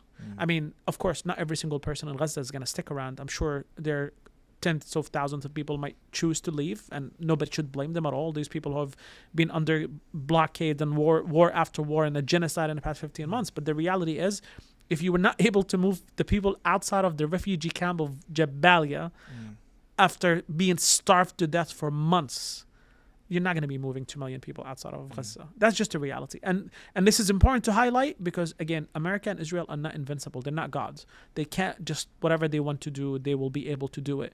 All of these sellout leaders can work out with them, even if they don't choose to, do what's best, even if they agree. Hopefully, we know for a fact that people of Gaza, inshallah, they won't leave. Inshallah, and I think you're right about that. I think the number one reason why this won't work is the people of Gaza, and they've already proven so much. And so, may Allah reward them and protect them. Inshallah, what they've gone through is unbelievable. I want to ask you about Saudi Arabia now, because obviously Saudi Arabia, Egypt and Jordan aren't just vassals of the U.S. They kind of follow the lead of Saudi Arabia, and they orbit their influence as well because of the amount of investment. So Saudi Arabia is very influential, and they were very concerned, like with the revolution in Egypt. Saudi Arabia, the UAE, the Khalij as a whole was very invested in what was going to happen next and how it would affect them. So Saudi Arabia now, normalization was on the table. October 7th threw a wrench in that. A lot of people have been leaking statements by MBS where he basically says, hey, on the surface of it, I don't really care about Palestine. I have to put on this front, but behind the scenes, we can still make something happen, but I need you to work with me. But it seems like that has sort of changed recently. Netanyahu kind of humiliated him by saying, if you want a Palestinian state, why don't you take the Palestinians? And MBS understands, obviously, how powerful Israel is, but at the same time, I think Norman Finkelstein talked about this recently as well. He commented on this, and I think it's a very good theory that Saudi Arabia was engaging in normalization, believing that they were somewhat equals with the Israelis. But now they're realizing that Netanyahu and the Israelis will never see them as equals, and humiliating them, telling them, oh, you want a state, and you think it's worth, you really think it's worth us, we'll give you a Palestinian state, and in exchange, we'll let you invest in us. Like, we're not equals like that. We're not even interested in that. So how is Saudi Arabia, how is their tone changing now that they see this potential proposal with Egypt and Jordan, and how are they getting involved in potentially uniting with them to put a resistance up to Trump and say, no, we don't accept this under any circumstances? Yeah, I think Saudi is very interesting because, like, if you want, we can't talk about like today's view of Saudi when it comes to Palestine without taking a step back. And I want to start by saying, like, in the early 70s, there was a senator, his name I think was Jackson. He said that America has created a concept of tripartite system in the Middle East, like a triangle of their allies in the region. And that time it was Saudi, Israel, and the Shah of Iran before the Islamic Revolution in Iran. And he called Iran and Israel as the guardians of the Gulf. Why? Because Saudi provides a very important coverage or legitimacy to American imperialism in the region, which is to bring in an Islamic legitimacy to American existence in the region, American interest in the region. So they need Saudi to be an ally to America. Sure, the oil is important to America, but Saudi provides, because of its place as the state for the holy sites for Muslims, the history, specifically modern history when it comes to modern and pre-modern, when it comes to the Prophet ﷺ's history being from Saudi and Hijaz and the Islamic legitimacy of that region. So that region, because of that sacredness that comes with it, everybody looks at Saudi as a compass in terms of like the Muslim state. So America realized this early in the 70s and even before the 70s, and they made sure that they are allied with them. And again, even before the Americans, the British did the same thing, right? Again, we talked about Sharif Hussein when he collaborated with the British in the early when the Ottoman Empire was collapsing, and that family came from Saudi. So that history of collaborating with the colonizers is not something new. It's not a new phenomena. It's been there for a long time. But America came and took over the region from so-called Great Britain at that time. So America understands the importance of Saudi. And what America was doing was empowering Israel and the Shah of Iran to protect Saudi from nationalist movements in that region, specifically in the 60s and the 70s and the 50s, specifically Jamal Abdel Nasser, the leftists, the Palestinian leftists in the 50s and the 60s, and the whole movement of decolonization. As we all know, the global South went through the phases of decolonizations from the 40s all the way to the 60s, and the rise of nationalist movements led by Abdel Nasser and other leaders, and specifically the influence of the Soviet Union that carried on the influence of let's decolonize and let's fight against American hegemony and American imperialism and American capitalism. So Saudi was at risk because the people wanted national liberation in all of the Muslim and Arab world, and Saudi was seen as this backward, regressive regime that is in bed with empires, that we need to get rid of them because they are providing legitimacy to European colonialism. So America realized that. And this is why the senator in the early 70s, before the collapse of the Shah in Iran, emphasized that importance. And even after the Islamic Revolution of Iran took place, it's important to understand that the main key player into bringing in the sectarian warfare in the Muslim community, Muslim world, was Saudis. Saudis start producing material against about Shi'ism, start producing content against Iran, because they saw Iran as not just a geopolitical competitor, but the reality is they were doing the dirty work of America. America was using the Saudi to bring in them that Islamic legitimacy. So the Muslim world look at America as an ally, and Iran, as an enemy, because they're Shi'i, and Shia are the enemies of Sunni Muslims, ironically. So since then, Saudi has been doing this, and just a anecdotal, just a different, going a little bit off tangent to explain this a little bit more. If folks remember when Soviet Union invaded Afghanistan, and this whole concept of relationship between the Mujahideen in Afghanistan and the U.S., it's very important to note that America didn't just play a role into supporting them. They were collaborating with Saudi to provide ideological legitimacy for the Mujahideen in Afghanistan. The CIA helped Saudi print out ideological content in favor of jihad against the communists in Afghanistan. So America understands the importance of ideological warfare, understand the importance of providing an Islamic legitimacy to support its interest in the region. So they see Saudi as that main player that provides the ideological framework.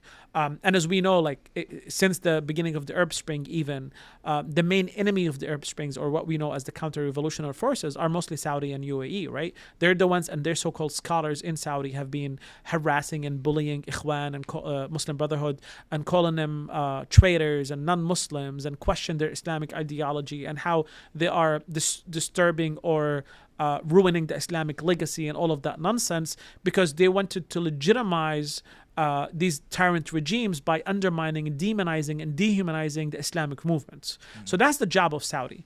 And this is why America has invested so much in protecting Saudi in the past. But after the collapse of Shah of Iran, they needed Israel to step up more and to support Saudi and protect its influence in the region. And since then, of course, Egypt has become the new ally since America lost Iran because of the Islamic Revolution. Egypt and Israel has been playing that role of protecting Saudi against nationalist movements and Islamic movements nowadays. So that's the role of Saudi, historically speaking, and how they came about protecting American interest and hegemony in the region. Nowadays, especially with MBS, he's going through this mission of trying to replicate UAE. He sees that UAE has invested so much money and resources into so-called modernization of the Gulf country by spending so much money in building useless buildings and inviting investors and doing parties and entertainment and making it like the Las Vegas of the Middle East. And this guy just see UAE model as a good model to follow. Because unfortunately, these guys have money, but they don't have, good ideas. And the best way to, spend their money is to just copy another model that exists, and it's proven to be successful because Dubai, from material perspective, forget about their politics, they're a successful like model, right? They can bring in tourists, they can be like a place for people to go hang out in the winter and find like enjoy their time in luxury and all of that nonsense that from a material perspective. Saudi wants to copy that. From a so-called a rebuilding of the Saudi nation, but the problem is that politically, Saudi is part of the so-called moderate, regimes or moderate axis that exist in the region, with Saudi and Jordan and Egypt, that so-called seeking the two-state solution. So they have always been against the resistance. They have always been collaborators and compromisers, and they have always threw the Palestinian cause under the bus. What's happening recently is that Trump is undermining the soft power that America has been playing for ages.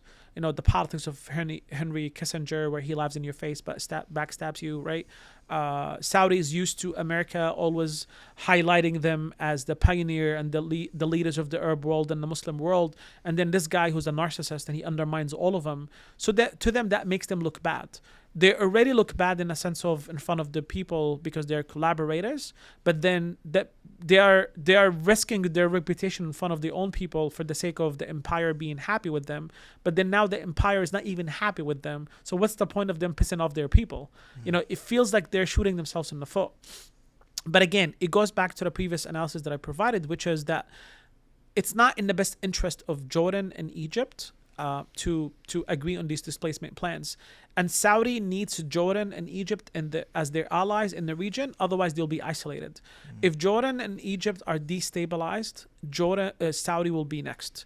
Because if you think about it, Egypt has been providing the political cover for the so-called moderate axis because they're the most powerful Arab country. They're the most the most powerful one in terms of military-wise, technologically advancement in that sense.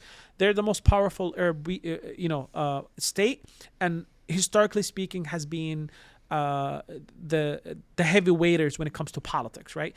Anytime you need a peace process in the region, anytime you need to solve the Palestinian cause, you need to go to the Egyptians. It's a very common thing. But lately, Egypt has been losing that, right, in favor of Saudi and Jordan and whatnot. And Saudi knows that if I lose Jordan and Saudi and Egypt, then I'm going to be left alone. Because at the end of the day, UAE, yes, they have the money and they've been empowered, like giving money to, counter-revolutionary forces in Sudan and Tunisia and everywhere, in Egypt, everywhere. But at the end of the day, politically speaking, they're not powerful. Nobody takes them seriously from a political perspective, right? So if Saudi is left alone, then they will be tossed around, and I don't think Saudi wants to be tossed around. Saudi wants to still be respected as a main player, as a key actor in the region, and they don't want to be puppets. Of course, we know politically they are puppets and stooges to the West, but they don't want to be. It's one thing to be taken that way by people who have a counter American hegemony perspective, but they don't want to be presented as puppets by Trump. Of course, I'm just oversimplifying, but the concept is that Saudi will not benefit from the destabilization of Egypt and Jordan, and this is why they're kind of supporting Egypt and Jordan into rejecting those plans because they don't want to see it happening. And they are, I think those allies, they just wrapped up like a summit today in Saudi, and I think they will continue to. Eventually, they will come up with a plan that doesn't invoke displacement. But as I mentioned before, that plan would definitely not be in the best interest of Palestinians. But it would be something that will still give them the political legitimacy that they're not in favor of that displacement plan. Do you think if Palestinians are displaced into Jordan, that Iran could arm resistance there and produce instability against Jordan? Do you think Iran would do that? And do you think they could do that? Because that would obviously be very concerning to Saudi Arabia. So one thing I know this might not answer the question directly, but one thing we have to see this the way it is. The Palestinian resistance in general don't work for Iran, and they don't care about Iran's geopolitical needs. And this has been evident in the case of Hamas. As a matter of fact, many people argue now that October 7 has been chaotic for the axis of resistance, right? It cost Iran and Hezbollah dearly. So Hamas doesn't function in terms of what Iran needs. Now, would that mean that maybe other faction, and this Iran tried doing that in Gaza a few years ago when they created the party of Sabirin, the patient ones, and it did not succeed. Because throughout history, specifically in Gaza and in Palestinian resistance, no nation was able to control Palestinian resistance movements. Like Palestinian resistance movements are very shrewd, very political. They understand the game. They understand the characters around the world. They know that their main focus is Israeli occupation and nobody else. So they don't want to piss off anybody else. Palestinians will not agree to be stooges or proxies for Iran in Jordan. But definitely, it would make it easy for Iran to support the Palestinian resistance in Jordan, 100%. I mean, the borders to Iraq, especially, would be very easy to start smuggling way more weapons than Hamas was allowed to smuggle with the borders of Egypt. So that's what I said earlier. If you bring in the resistance to Jordan, granted, the borders of Israel on the east side will be chaotic for years, and it will be very hard for them to control it. And it will make it very easy for Iran. But I don't know if Iran is interested in, right now fighting with Saudi or even Jordan, as we are seeing. Iran is not invoking Saudi. Even Houthis Ansarullah in Yemen, they have not been doing anything against Saudi. I think Iran is actually, as a matter of fact, trying to get closer with Saudi and in the Gulf region because they're trying to minimize the amount of fronts that they have to battle. The long answer is that, what I mentioned, the Palestinians don't work for Iran. But the short answer, Iran will be easy for Iran to support the Palestinian resistance in Jordan. Eventually, it will undermine Jordan because of the reasons that we talked about, but that might not be the main goal. Yeah, I didn't mean to suggest that the Palestinians would be stooges, I guess, or puppets for Iran as proxies, but just, if they were forcibly displaced, then there's a lot of anger at everyone complicit in that, and the Jordanians would be, and that's just ripe territory. You have young displaced men, angry, who lost family members, put a gun in their hand if you can, and they'll shoot at whoever they find to be complicit potentially. I get completely what you're saying, but again, Palestinians in general have not been engaging, against other Arabs. Like, look, let's take, for example, Sisi. Let's take Egypt, for example. Egypt has directly, and I argue that Egypt is not even complicit in the genocide in Gaza. Egypt was a partner in the genocide in Gaza, blocking the border and stopping people from leaving, and blockading and besieging Gaza from even like clean water to enter Gaza without the permission of Israel. That to me is not just a war crime. That's like partnership in the genocide on behalf of the Egyptian regime. Yet people in Gaza since 2006 until now, since the blockade started, they've never attacked Egypt. They're more than capable of, by the way. And if you remember in the 2008-2009 war, when people in Gaza walked to Egypt, like they destroyed the fence and they walked to Egypt. But what did they do in Egypt? They literally, during the war, they went to Egypt, they took their own money, they went to the Egyptian markets, they bought their needs and walked back to Gaza. Like they didn't even stay in Egypt until the war was done. They went back to Gaza because these people are so attached to their land. So these people are politically savvy, they're loyal to their land, and they're not hateful to people. The resistance in Gaza is not done out of spite.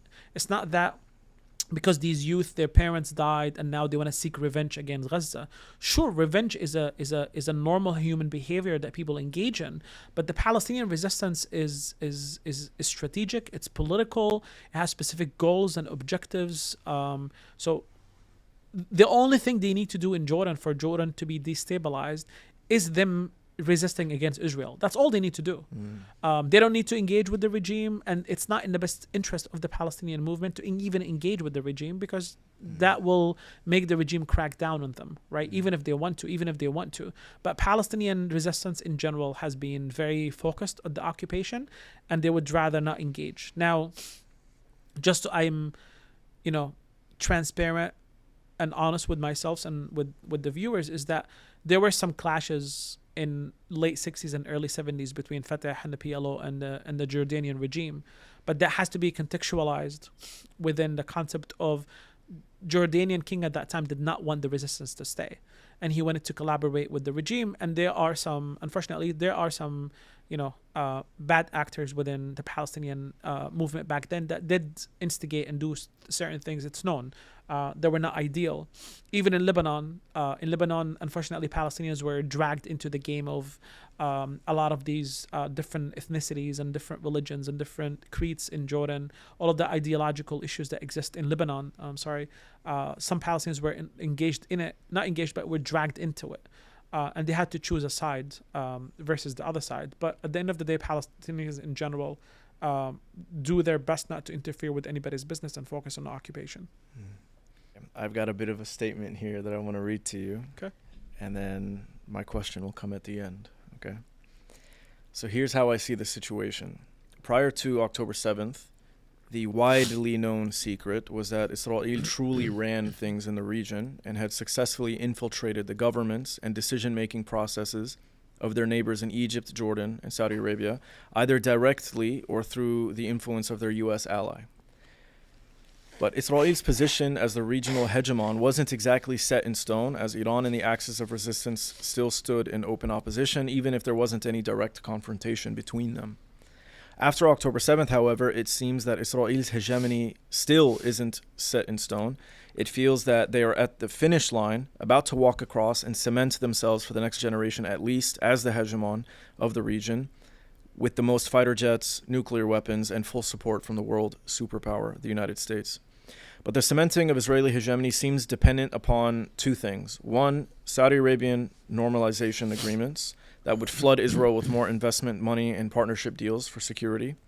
And number two, an Irani nuclear deal that guarantees that Iran would avoid securing a weapon of mass destruction, which would make them equally powerful to Israel. So there are two directions the region could move in, and October 7th seems to have been this last-second act of defiance to prevent Israeli hegemony being cemented for good in the region. Is this how you see it as well? And if so, what would you add? What is that? What is the question? Where's the quote from? Or no, that's not a quote. This is what I think. Oh, yeah. Okay. That this is, if we zoom out, what this is all about, these negotiations and this attack and negotiating with Iran, and Israel is trying to basically come out into the open now and say what we've all already known for a long time. But this is about Israeli hegemony in the region. I think in spirit, I think what you mentioned is definitely true. I just disagree with a couple of things from a technical perspective. So when we talk about Israeli hegemony, there is no such thing as Israeli hegemony, or Israel didn't need to infiltrate any decision-making processes. Israel, all it needs to be is for Israel to be the superior power in the region, and that's what America's goal has always been about, maintaining the superiority of Israel in the region from economic sense, from a military sense, from a technological advancement sense, from security sense, from all senses that Israel has to be the superior. And this is why America invests so much in Israel. Let's take, for example, tech companies. They invest billions of dollars in Israel. Why? I mean, the obvious reason is that they want to benefit from Israel as a colonial project that is actively engaged in wars and occupation. All of that knowledge can be produced and can be sent back to the metropolitan, to the Western world. And as we've learned that, the police in the U.S. trains where? They trains in Israel. That's a simple answer, right? Or simple example that Israel helps the West. But also, if you think about it, Israel also participates in military and war expos around the world. Like, if you remember, early in last year, France banned Israel from participating in one of their military expos, right? These military expos is where Israel goes and sells the technologies that they use on Palestinians to export them to Western worlds to buy. So Israel is not just a state or a client state that benefits America in the region by destabilizing the region, but all of the knowledge that is being produced in Israel is very beneficial to the Western colonial world, from counterinsurgency, from weaponry, from technology, from tracking, from civilians, All of that, all the spying game, all of that is beneficial to the West, and Israel sells it back to the West by practicing it on the people in Palestine. And if you think about it, the Western world in the 19th century was experimenting on the people in the global South. Let's take, for example, French. The French, when they colonized Algeria, they used to experiment their chemical weapons and nuclear weapons on the people of Algeria, killing hundreds of thousands of Algerians by testing weapons on them, right? Now, in the region, in the world of the 20th century, when the world has decolonized, the Western world still need to test things, still need the technology, still need the content, but they cannot test it themselves because the world has moved past the colonial era, the direct boots on the ground. But Israel still provides them access to that world in the current world. So the Western world now is reliving the 19th century era through Israel. They're bypassing time, going back in time by investing in Israel to provide them with what they need. So, and this is why I argue, like, others like Noam Chomsky and Abdulhaq al-Masiri and other scholars, that Israel is actually a client state to the US. Yes, Israel has evolved to become more than a client state. It's becoming more of like there's an Australian scholar, he calls Israel a sub-imperialist, right? They have so much leverage on the colonial world themselves that they themselves becoming not an imperialist power, but sub-imperialist, like, in the middle, almost there, because they know their leverage that they have on the imperial world. So understanding this, we understand that Israel and the US, and the Western world, it's in their best interest for Israel to continue to be the superior power in the region. So they don't need to infiltrate anybody. They don't need to spy on anybody. All they need to do is for the US and Europe to continue to crushing the Arab world and to continue to place tyrants to be in charge of these countries, and these tyrants in return will oppress their own people to stay in power. And once you oppress your own people, then these regions will never thrive, they will never prosper, and they will continue to be lacking, and it will be way behind Israel. And Israel having so much power, so much destructive power, as we've seen in Gaza, they can just threaten these countries, and these countries will be worried. They will worried about not their own people, but they will be worried about their own positions. They want to stay in power. And Israel just creates that formula, or the US and the Europe create that formula for the region, and then everybody is intimidated, or what Israel likes to call it, the concept of deterrence. Israel is huge on the concept of deterrence, right? All of their leaders, especially Shimon Peres, talked about this in the 80s and the 90s. He wrote a book about this. I forget the exact title of it, but it's about deterrence, right? It's about that, Israel had to always have the upper hand and always retaliate 10 times more, and will always tell the Arabs that we are crazier than you, and if you dare to do something, we'll retaliate against us. And that creates the concept of deterrence, and that's what Israel is about. They can't sustain wars all the time. They can't sustain a dragging war or a war of attrition, as said, or as people say. They can't, because it's a small country, right? And their economy is dependent on the West. So all of this, what I'm mentioning here, is that technical disagreement about them infiltrating and spying and controlling. It's more of the reality of what the West creates in the Middle East, that superiority of Israel. Once it's superior, nobody dares to challenge it, and they will get their way whether people like it or not. And it becomes a game of balance between the Arab regimes who wants to stay in power, and they understand if they go against Israel, they will lose their position, and they will lose their power grip, and they would rather keep it, so they abide by Israeli and American and European strategies. So that is the only thing I wanted to explain. But in general, I think you're right. Yes, the region was going towards the direction of liquidating the Palestinian cause because Arabs, with the exception of Egypt and Jordan in the 90s, all of these countries said we will never normalize with Israel until Israel accepts the two-state solution and gives Palestinians their own state, and then we can engage in normalization.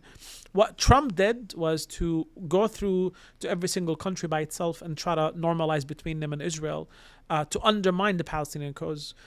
because Arabs were empowered by the Palestinian cause, and the Palestinian cause was empowered by the Arabs because they realized the Arabs are not going to compromise. They will still use Palestine as a card to not normalize with Israel. But Trump removed that leverage that has for the Palestinian cause had, and this is where it feels to, as you mentioned, that October 7 was a last attempt of for the last attempt to maintain the Palestinian cause to. I don't want to even say to stay relevant, but to actually survive. Otherwise, if all of these regions normalize, all of these countries normalize with Israel, then literally Palestine and Palestinians and people in Gaza will be left alone, and nobody will say anything about it. As we've seen in the past 15 months, as you mentioned yourself in Jordan, nobody does anything about it because these people have their own interest in Jordan with Israel, and they don't want to compromise that interest. Because of Palestinians will solve their own problems, and then maybe Palestinians will be forced to accept a deal based on whatever Netanyahu says. So yeah, I think in general, yeah, I agree with what you said. I'll share with you my thoughts. The reason why I'm thinking about this, I think there are two things. One, the United States objective, like you said, is not just to empower Israel, to make them superior over the others, to keep the region divided and destabilized because it's easier to conquer that way. That's not the only reason why, but as you said, it's a very important reason. I think the U.S. is beginning to undermine their own interests in the region and it's the same concept in Europe.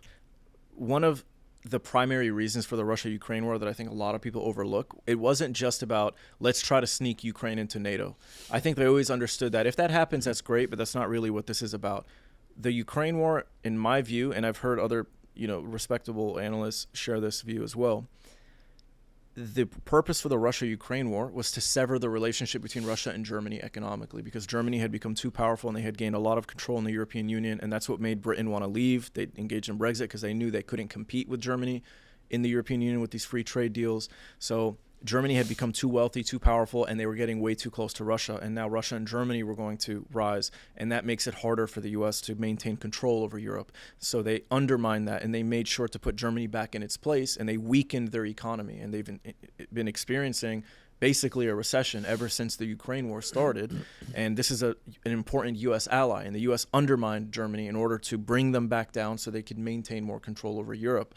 The same concept in the Middle East, it's a balancing act between all these different powers. But now, because of the influence and the leverage that the Zionist lobby has, I think it's time to start seeing them really as an independent, powerful actor. They carry the leash now. The U.S. system, political system, is completely hijacked by the Zionist lobby.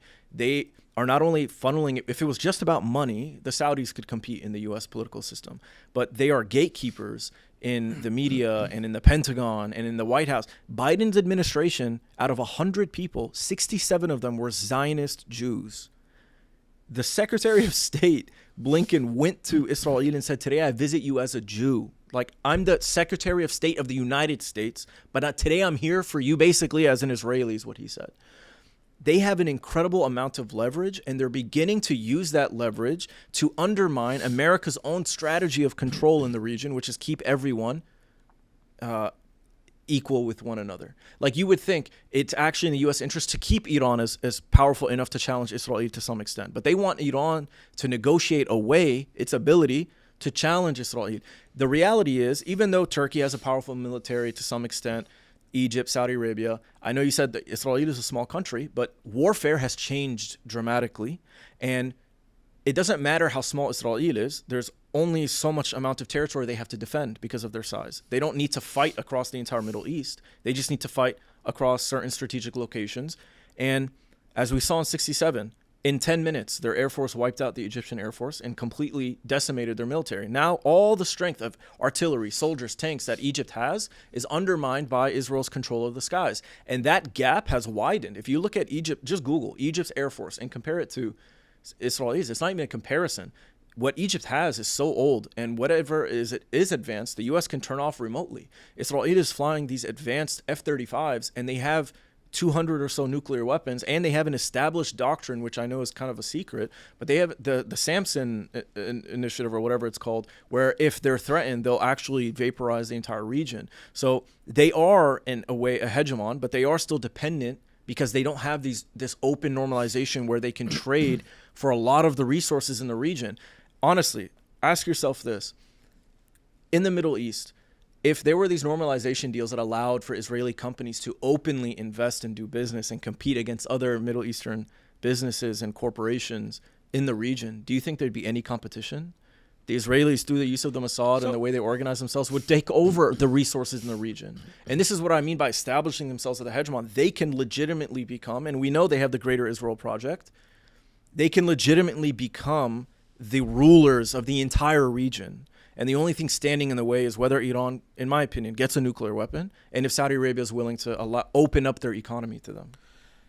I know it's a pessimistic view. No, no. It's not about pessimistic. I think it's more of like I definitely disagree with you on most things you mentioned. And let's take it one piece at a time. Okay.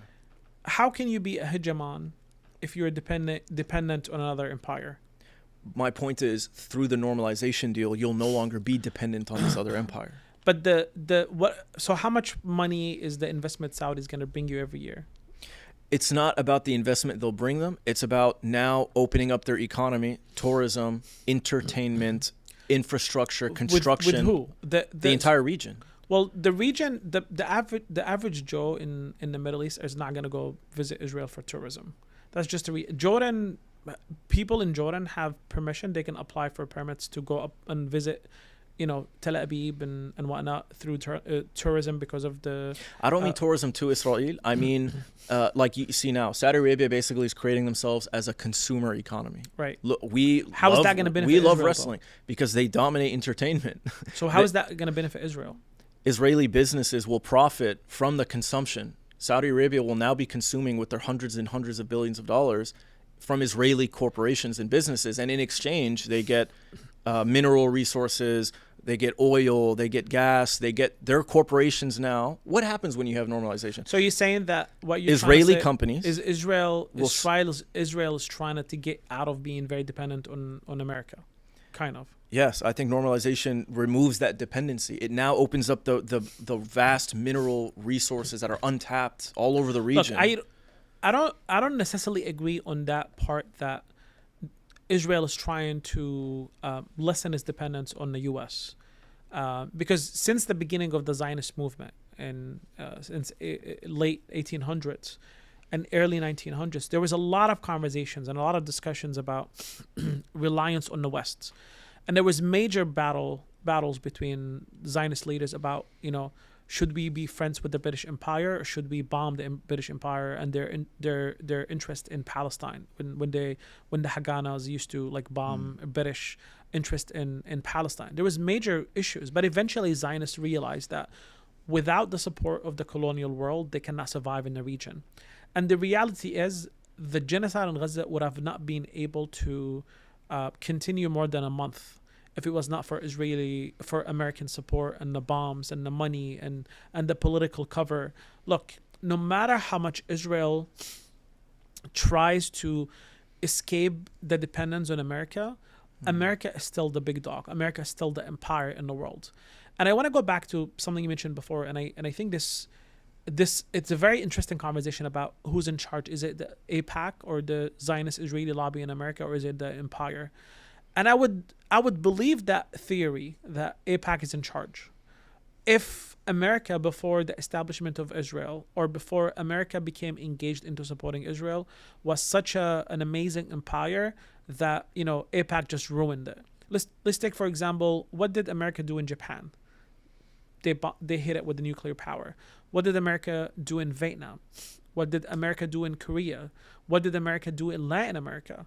What did America do around the world? America killed millions of people in Afghanistan, Iraq, and even Somalia. He killed people. In Latin America, they destroyed Latin America. How many coups did America stage against democratically elected leaders in Latin America? Because they don't want them to have independence. Because when you have national independence and you have national liberation, then American interest in the region will be decreased. What did they do against the prime minister who was elected in 1953, Mossadegh, in Iran? the America and the British staged the coup against him. If all of this history of American empire not being evil into destroying the world and killing millions of people, then I would believe that AIPAC is the problem. But the problem is the support in Israel is not unique, and it's not different, and it's not far from what America has been doing around the world. As a matter of fact, what Israel is doing in America matches very much everything that what Israel has been doing in Palestine, matches everything that America has been doing around the world. So we can't keep, ignoring the fact that America has been a destructive force around the world. That's just the reality. Now, the issue with AIPAC is that people misunderstand how lobbying works in the U.S. And the reason why I want to say this, there's how many Chinese Americans are in America? Millions. How come there is no Chinese lobby in America? If it's just about Chinese are very solid community, they've built companies, they're very well advanced in their careers, they have economic strength, the prosperity, they're in major corporations and major companies and institutions and establishments, they're everywhere. How come there's no Chinese lobby in America that lobbies in favor of China? They have no problem with money, they have no problem with resources, and they are assimilated and integrated into the American fabric that they can make an impact, right? But the reality is, lobbying in America is only allowed in things that are in favor of the empire itself. That's why Saudis and Arabs and Palestinians will never be able to lobby against what America is doing in the Middle East, because they can have all the money that they want, but the problem is they can't change the politics of the empire, because if you change the politics of the empire in that region, then you will weaken the empire. So lobbying has to be in favor. Now, the reason why Zionists make so much impact and people think that their lobbying impact is so powerful that sometimes misunderstanding as controlling the country is because as I mentioned, when the lobbying is in favor of the empire, the empire has no problem with lobbying, right? Yeah, but Raja, the lobbying, if I can pause you for a second. Sure. Because what it sounds like you're saying is that Israel doesn't really have to lobby all that hard because they naturally fit into the U.S.'s imperial ambitions. Absolutely. But if that was the case, they wouldn't be investing $100 million a year every single election cycle to lobby and to bribe. If they naturally fit in, they wouldn't have to spend a single penny. Because they want to make sure that the support of the empire doesn't cease to exist.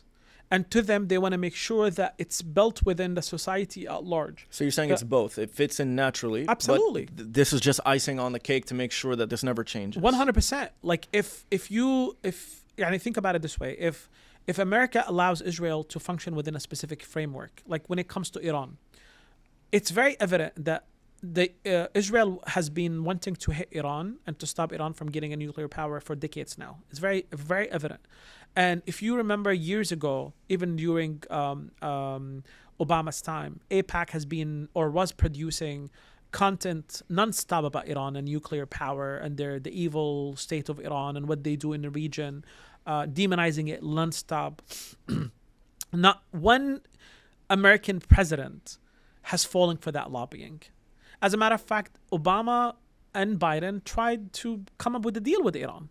If Israeli lobbying is this impactful, how come America did not hit Iran until today? They didn't hit Iran, but they hit Iraq right before them. So Iraq had nothing to do with Iran. No, but they were an Israeli enemy. Correct. So there were many nations yes. prior that the U.S. either directly invaded or meddled with indirectly. A lot of people argue Syria is one of them, Libya. So there's a long list of countries that have been named in the Pentagon of countries they want to take out. Yes. That Netanyahu himself is in Congress saying, yeah, take out this country. Because Netanyahu at the end of the day, he lived in the U.S. He knows how America functions. But at the end of the day, and Israel likes to take credit for things that to feel like they're more powerful than they are in that regard. But at the end of the day, America did not invade Iraq because of the lobbying of AIPAC. I agree. And Now, hold on. Does that mean that Israel doesn't benefit from the invading of Iraq? Of course they do. It's a mutual benefit for both parties. But America chooses not to listen to the lobbying of Israel when it comes, or Zionism when it comes to Iran, because to them the return or the pros and cons analysis is not in the benefit of the empire, and they would rather not take that risk right now. Because Israeli lobbying, as I mentioned, for the past 20 years has been in favor of hitting Iran and hitting Iran hard. Even Netanyahu was talking about hitting Iran before Trump came to power, and he's been theorizing about hitting Iran since October 7. Trump undermined that. He made it clear that he's not about that life, right? But we don't know that yet. So of course we don't. I want to go back a little earlier, because you may have, perhaps either you misunderstood me or I miscommunicated it, but you were talking about how the U.S. prior to Israeli lobbying and prior of the establishment of the Israeli state committed all these evil acts around the world. I'm not trying to say that AIPAC or the Israel lobby is responsible for the U.S. acting in an imperial fashion. No. What I'm saying is that Israel has been leveraging their position as beneficial to the U.S.'s interest in the region, but over time have begun to change the power dynamic and leverage these positions and take over these positions of decision making in the United States over time. And now we're at a point where they're making the U.S. act against its own interests. And for example, Iraq was a great example, because if the strategy is to keep the Middle Eastern countries equally powerful enough and against one another, Iraq was very important to containing Iran. The U.S. destroying Iraq undermined their own interests in the region by making Iran much bigger and more powerful than they had ever been, and they unleashed Iran into the region that threatened Saudi Arabia, their other important ally. So it's completely counterintuitive. So I'm not saying Israel is why the U.S. did it. There are neocons and there's a lot of other factors, but these neocons that are behind a lot of the wars are also married very closely to Judeo-Christian values. Pete Hegseth, the new head of the Department of Defense, or he's the Secretary of Defense. If you hear this guy talk, he's an Israeli first. I mean, he talks openly. I hope my sons die fighting for Israel. Look, you brought up really good points. Iraq is the example of Iraq.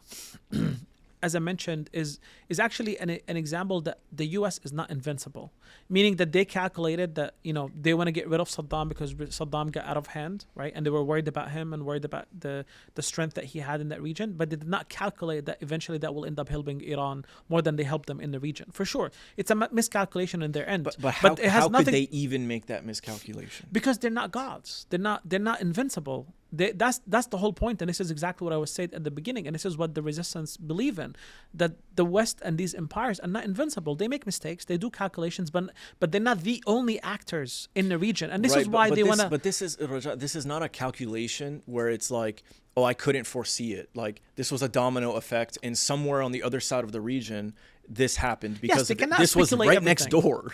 Correct, but they did not speculate everything. They can't speculate everything. They can't plan for everything. They also did not maybe think that Iran will change its policy strategies in the region. They did not think about Al-Qaeda rising there and ISIS and the resistance in Iraq and the people resisting against the Israeli American invasion and occupation of Iraq. There's so many factors, and again, even if they calculate for every single thing, there are actors in the regions that they also have their own game, and they also have their own strategies, and they also have their own politics and their own tactics that they also want to navigate and play around. So America is not invincible. Yes, is the strongest empire on the face of earth, but it's not invincible. Israel is not invincible, and we've seen it in Gaza for the past 15 months. Israeli analysts are going nuts in the past couple of weeks when they see the show of strength by Hamas and the coming out of these Toyota pickup trucks. All of them are they look brand new and clean, and they go nuts. Like, we destroyed Gaza. Where did these trucks come from? We were not able to destroy Hamas. So they're not invincible. They can destroy, but at the end of the day, there are other actors in the region that they play a game as well. But to go back to the point that you mentioned, I agree with one point, with the first part of your statement, which is definitely Israel is looking to be a little bit more independent from the U.S. There's no question about it. I mean, they would be stupid to, or idiots to not plan that maybe one day America will not care too much about us. Then we need to be self-dependent. 100%. At least this is definitely should be a national strategy for them. Now, is it easy? Absolutely not. It's not easy to be in the middle of a region that doesn't want you to be there, and everybody is, in their perspective, everybody's out to get them. It's not easy for them to be independent. However, it's in the best interest of America for Israel to be superior in the region and for Israel to continue to curb all of the aspirations for liberation and freedom and dignity in the region. So I definitely disagree that Israel now is leading America against its strategy. It's on the opposite direction. What's happening in Gaza, or what happened in Gaza specifically about the genocide, it's in the best interest of America, because America, and let's take a step back a little bit. America's focus since Obama has been China, and Obama and Biden they tried to, I don't want to say liquidate the Palestinian code, but put it on pause for a while so they can focus on China by giving Israel more power. Tell them, listen, just control the region for us. We want to go to China because China is a future threat for us, right? One of the biggest issues for America was to create the corridor, the economic corridor between India to Europe, right? Because in their perspective, one way of undermining China is to empower India, right? And this is why there's a lot of investment in India. To bring in that economic corridor between India, UAE, Saudi, Jordan, Israel, and all the way to Europe. Now, if Israel is not stable, and if Gaza continues to bring in problems and headaches in the perception of the United States and Israel, then that corridor plan will never succeed.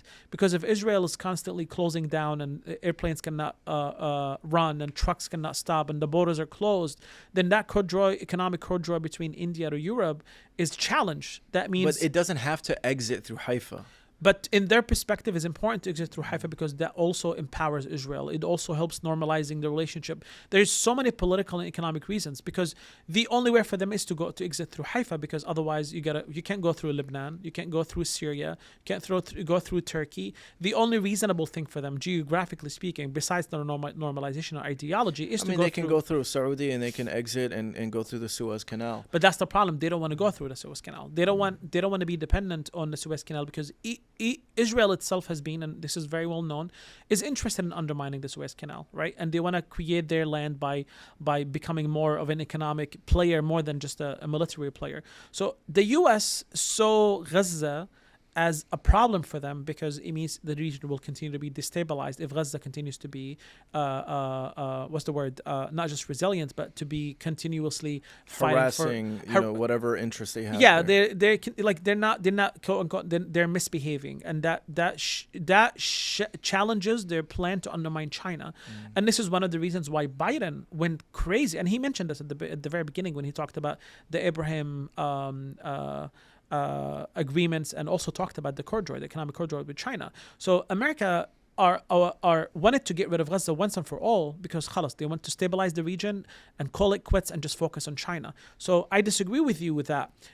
Israel is bringing in, and let's take, for example, even the body language of Netanyahu when he went to Biden.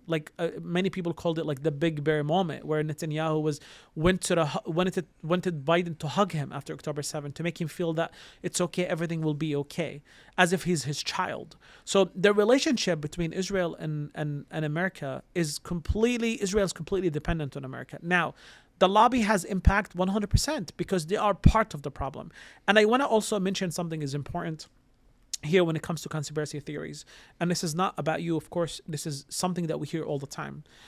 One problem that we have, and it's something a lot of people need to understand, is that, and there's a book about this called, I think it was labeled When Jews Became White Folks, that talk about how, Jews, after they immigrated from Europe, specifically Zionists, and they lived in America and get assimilated, they accepted, and this is very common specifically after Zionism, because Zionism, Herzl, when he spoke or he messaged Chamberlain, who was the you can think of him as the Secretary of State. He told him, I'm inviting you for something colonial. And he told him that Israel will be a rampart between barbarism in a global south and civilization in Europe. So Israel from the very beginning accepted and embraced European colonialism and European imperialism. So they are part and parcel of the empire. And let me ask you another question. Do you think, and our community had this issue a lot in the past few years, do you think that America would see a problem if there are a lot of Muslims who became part of the Pentagon and part of the system, if they are in favor of American hegemony? They see it as diversity. So just because American Jews who are Zionists are part of the establishment, it doesn't mean that they are in control of it, but that means they are aligned with it. And as a fact of the matter, they became pioneers in that empire. So their identity is not something that we should be looked at. We should look at them being American pawns within the system itself. They are part of the system. They're not foreigners from the systems. And I want to go back a little bit because you mentioned something very important. The concept of the Judeo-Christian tradition. Crusaders that took place 1,000 years ago, Zionists have nothing to do with it, had nothing to do with it. So why did they invade Jerusalem? Why do what are they called, the Christians in America, the in favor of Israel being established, the evangelical, there's the end of time myths that they have that Israel has to be established. So they're also in favor of Israel being created for their own nonsense, right? So this concept exists even go back in time in 1492. There has been reported and it's been known that in the diaries of Columbus, he did say that his goal was to go to America, collect gold, so he can carry on what did he call it? I forget the exact words that he used, but more of like going and invading the Holy Land. So even Columbus, when he so-called discovered America and committed genocide against the natives, his mental model was to go to the New World, bring in gold, go back home. Which, by the way, speaking of conspiracies, there's a very strong historical argument that CNN even shared an article about, that Columbus was actually Jewish. I don't like conspiracy theories. I like that Columbus. But there's very strong evidence that he was an undercover secret Jew hiding his faith because of the what was the name of this event? The Spanish Inquisition. Yeah, I don't know, to be honest. But to me, what matters is not the religion of the people, because look, let's talk about something very honestly. Hold on, this is important. Go ahead. Jews in Europe were persecuted for hundreds of years, right? All of this nonsense about the conspiracy theories about Jews being ruining the societies and all of that nonsense was used as a way to demonize Jews, to persecute them and commit ethnic cleansing against them. Europeans persecuted and oppressed Jews for hundreds of years, whether it was in Andalus in southern Spain, and as a result we saw the Spanish Inquisition, or all the way in Europe with the attacks on the Jews throughout history in Europe. So Jews were victims of European racism. As a matter of fact, and this is very well documented, someone like Joseph Mas'ad talks about in his work on Palestine, is that Jews became a problem for Europe. And if you want to go back to 1492, the concept of the purity of blood, that the Catholic Church wanted to get rid of the Jews and the Muslims. They have a problem with them because in order for you to be a pure European, you have to be a white Catholic, right? Europe since then has been oppressing the Jews because they saw them as not purely Europeans, they're not Christian, and they're ones we need to get rid of them. So to Joseph Mas'ad and to many people who study that history, Europe, one of the main reasons they supported Zionism is because it kills two birds in one stone. It gets rid of the Jewish problem or the Jewish question. It exports the Jews out of Europe and turn them into colonial agents in Palestine, according to what Herzl was talking about before.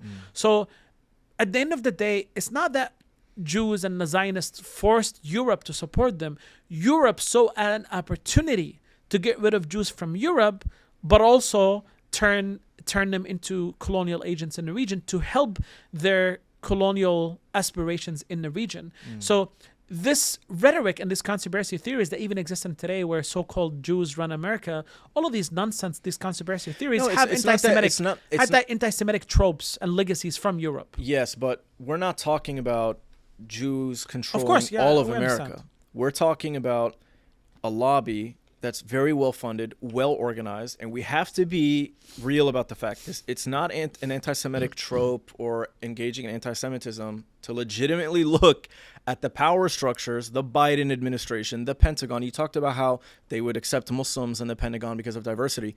You don't see Muslims in the positions you see Zionist Jews in. But that's exactly my point.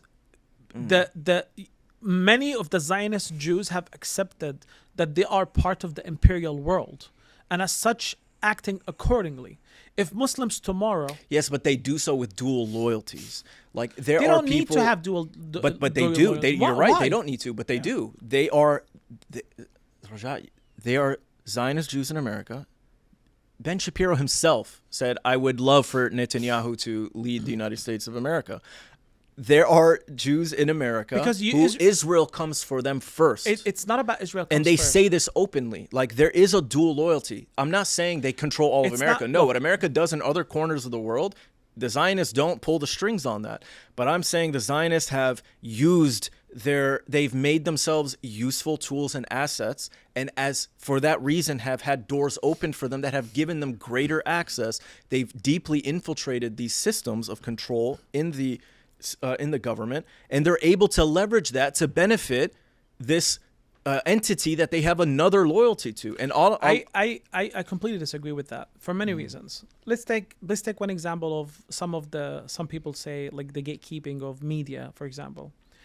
Do you know why, historically speaking, Jews in America have, ended up working in media or become teachers and whatnot? Because when Jews came to America, when they first immigrated in America, they were persecuted, right? There was a lot of racism against them. They were not allowed to work in places where white people work, right? And this is a reminder of us that any newcomers that come to America have always been facing discrimination. So the only opportunity for them to work in were like teaching and work in the media. So that grew up with them. That grew with their generations and grew up with their communities. So it's not that they planted it in the 30s and the 20s that, you know what, in 100 years, the media will be powerful, so let's start from now. This is where they ended up being. But what's most important, again, and this is something we have to understand, Israel to the West is considered to be an extension of the West. It's considered to be the frontier of European colonialism and imperialism. Think about it, how South Africa used to be considered, right, back in the day, right? When it used to be considered the frontier of so-called Great Britain, when so-called Great Britain colonized India. These are the colonies, the former colonies that these Western colonial powers needed for their own empires to succeed. With the decolonization world and the independence era in the last century, that was not possible anymore. To replace it, you need another extension of the West that does your dirty work in the region, and that is Israel. America, and this is something very important. I know Israel has nothing to do, and the lobby has nothing to do with Vietnam and Korea, but the point I mentioned this is that the politics of America has always been about the hegemony in these regions and causing chaos. They don't need the Israeli lobby and the Zionist lobby to tell them to create more chaos in the region. No, I agree, and I don't even think they need Israel to create chaos in the region. That's my point. They do, because they don't. Who else is going to create chaos in the region? I mean, you pointed it out. They partnered with Saudi Arabia, and they presented Iran as the Shia enemies of the Sunnis. Correct, but if you have seen any argument, any discussion, I want you to sit down Sunni Muslims from Syria with Shia Muslims from Lebanon and Iran and Turkey and have them have a conversation. There are a million ways to cut the pie and pit them against each other and have them kill each other. And if the U.S. wants to do business with any of them, they could. I don't think Israel needs to exist for the U.S. Like, does the U.S. have any colonizing states and other parts of the world similar to Israel that makes their work possible in what they do in Asia or what they do in Latin America? No, it's only in the Middle East. And I don't think Israel's necessary to divide the Middle East. I think there's a million ways to do it. So Israel did not exist for thousands of years, yet there were how many different empires in the Middle East that were pitted against one another? And you mentioned the Crusaders. Israel didn't even exist. The Crusaders came and they conquered Jerusalem. And how did they do so? Because all the different kingdoms were unwilling to coordinate with one another because they were more threatened by each other than they were by the Crusaders. And that allowed for their establishment and their existence. So I don't think Israel, and this is another thing I wanted to bring up, but we've come across it naturally now, organically through the conversation. I don't think Israel is truly that important to U.S. interests in the region. I think they can accomplish them in a completely different way. You use the example of the India trade corridor that goes from India to the UAE, through Saudi Arabia, up through Jordan, into Israel, and out of Haifa.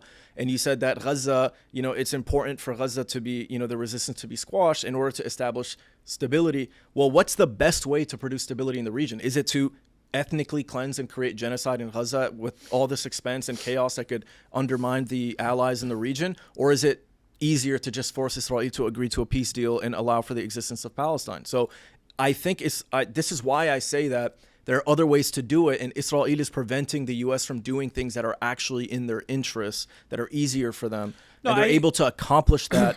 And it's not just by money through their investment. There is a lot of propaganda. We talk about Judeo-Christian values. A lot of information is coming about how this is a newly invented term in the last century. Judeo-Christian values was never a thing. It became a thing. If you look at the Google trend, the existence of the word and the amount of usage, it's only in the last 100 years. Sure. And so they have propagated this message within the religion, within the culture, within the politicians. And now you have this generation that grew up under that, not just receiving bribes, basically through campaign contributions, but Marco Rubio and Pete Hegseth and these other guys actually truly believe in their heart of hearts that, yes, Israel is so important to our interests when they're not. I think this is a Zionist concoction. And it's not to present Israel as so powerful and omnipotent, but they are very good at what they do. And they've been planning this for a very long time. And I think, to use the example of Catan, playing the game, they have 9 points. You ever played Catan? I have no idea what you're talking about. Okay, maybe we'll play Catan tonight. But for those listening, they know what I'm talking about, Catan. In Catan, basically, it's a board game, and you try to get 10 points by establishing roads and connecting your settlements. And whoever gets 10 points first wins. And what always happens in Catan is at some point, someone comes ahead too early. And everyone looks at them and says, he has 4 points, he's going to win. So everyone conspires to stop him from winning. And then someone else ends up winning. Israel has 9 points on the board. And they are about to establish themselves as the hegemon in the region and win the Catan board game. And everyone else is still not paying attention to it or noticing that fact. Look, I get what you're saying, but just to unpack a few things. Okay, so when we talk about the lobby, let's start with the lobby.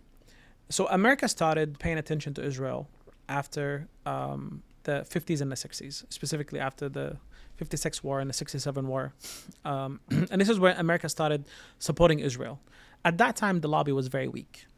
Israel, and I quoted you before, the Senator Jackson, who talked about the importance of Israel and Shah Iran to be the guardians of the region. So since the 70s and the 60s and the 80s and the 90s, the lobby was not as strong as today. Yet America wanted and continued to support Israel. Again, Israel is very much needed for the empire in the region for the following reasons. Number one, America and the Europe in general are extremely racist against the global South. Meaning, it's one thing to follow the Crusaders' models, or the Crusaders' model of divide and conquer, but at the end of the day, there was a Salah ad-Din who united the Muslims and freed Palestine from the Crusaders. And they know throughout history that these Muslims, and if anybody who reads history, they get, they're not united, then they get united, and they get divided, and then they get united. But eventually, there's something between them all that they all share that you can't divide them for too long. there's Islam between them, there's ethnicity, there's religion, there's a language between them, a common language in the region that is very hard to divide these people for too long. And even if you divide them through the leaders, eventually these people will fall together. Now, can I pause you and ask you a specific question about what you just said? What example is there of the Middle East uniting? You said you used the term Salahuddin united the region. He didn't really unite the region. He conquered the region. Sure. He became the hegemon in the region temporarily, but he conquered the region. Sure. He didn't express an idea and everyone said, I wish this would be the case. Because there were tyrants. But historically, this has never been the case. When the Ottomans united the region, they never did so through some lofty ideals. We're all Muslims. Let's create a system in which we all benefit. That did not happen. They conquered everyone, and everyone accepted their power and submitted to it. Because we have to differentiate here between, I get what you're saying, but there's a difference between conquering collaborator regimes versus the people. There was no conquest of the people themselves. The people themselves are for the meta ideas of unity, for the meta ideas of free in Palestine, for the meta ideas of being a Muslim ummah. What's stopping that from happening are these tyrant regimes that are stopping the unity from happening. So what Salah ad-Din al-Ayyubi did was get rid of these regimes, and then everybody else was in favor. Now, the Ottoman Empire, with all of their issues, right? At the end of the day, people looked at them as a legitimate Muslim Khilafah, that they were representing them. At the end of its life, because of the issues of Europe, colonialism, and trying to catch up with, there's so many reasons why it collapsed eventually, and they start being more regressive. But in the early days, people were happy because it's a Muslim ummah together. Now, but what's most important here, and it goes back to my point about European colonialism and bringing in Columbus and Spanish Inquisition and the so-called purity of blood and persecution against Jews in Europe. Europeans don't see us as equal human beings. That's just the reality. And the sooner people accept that reality, the sooner it becomes for us to know how to truly come together to be able to push back against European and American hegemony and imperialism. They don't see us as equal human beings. Look at what's happening in Gaza. 60,000 people were slaughtered. 20,000 children were massacred. Nobody talks about them. Nobody even knows one name of them. Yet, when one Israeli child dies, the whole world talks about it. Now, of course, there's a propaganda part of it to demonize Palestinians and to continue to fund the genocide. But the truth of the matter is that brown people and the people from the global south are not looked at equally. And to draw this image, and people can say, you know what, no, because we are at war with them. Okay, what about black people in this country? What about Japanese and Chinese and the Mexicans and the Italians and the Irish who came to America, were persecuted? Black people until today, even though slavery ended, over 100 years ago, until now, they don't truly they have not been paid reparations. Their issues have not been solved. Police brutality exists until today. And when black men are shot in the street execution style, nobody talks about them. But imagine if the same thing happened to a white guy, the whole world will talk about it. So again, the West also don't see us equally. And as I mentioned before, Herzl knew that. And that's why he went to Chamberlain and to European superpowers and told them, we can be your vanguards in the region. Weizmann literally told British leaders that we will be loyal to the British Empire. Right. Use us. So the point I'm making is that at the end of the day, because of American interest and because of European interest, because of their history in persecution of the Jews, because of the Holocaust, that played a big role for the West into their consciousness that there's many factors. Number one, the end of time myths that exist in terms of creation of Israel and Messiah. There's the genocide and persecution guilt that exists within the West, right? There's the other concept of fixing the Jewish problem from Europe. There is the geopolitical needs for American Empire and the British Empire in the region. All of these things together had made Israel and Zionist Jews to be the perfect model for them, to help them carry on what they need to carry in the region. So it's not just about the interest, it's about the as you mentioned, like, the Zionists in this country and the lobbies, but all of these components together made them the perfect state. But at the end of the day today, Israel is seen as an extension of of European world. And to them, it's very important to maintain that extension for the many reasons that I mentioned. But at the end of the day, it's in the best interest of America to have a superior power in the region that will undermine everybody else and keep them in check. Because let's look at it this way. The King of Jordan, the King of the Sisi and Saudi and Libya and Morocco and Tunisia, all of these nations, they're kept in power based on their position when it comes to Israel. Why? Because it's very important for America to maintain that superiority of Israel so everybody is under check. Now, is there a battle for Israel to wanting, as we talked about before, to create a sense of independence? Yes. But the last 15 months have shown us that without the support of America, Israel will not have been able to last 1 month in the war. They're not there yet, and I don't disagree with you, citing the historical support for Israel and the creation of Israel. I just mean that it's a different era now. Like you mentioned Theodore Herzl, this was nearly, 200 years ago at this point. More than 100 years ago. 120 something. 120, 130. We're in a completely different era now. We're in a completely different world. I don't think Israel, I don't think it's about their existence or survival anymore. I think it's about their dominance.